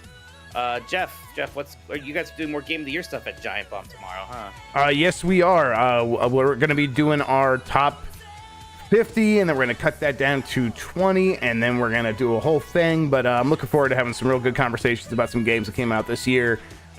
It'll be. You get Shredder's Revenge on the top 50 at least, Jeff.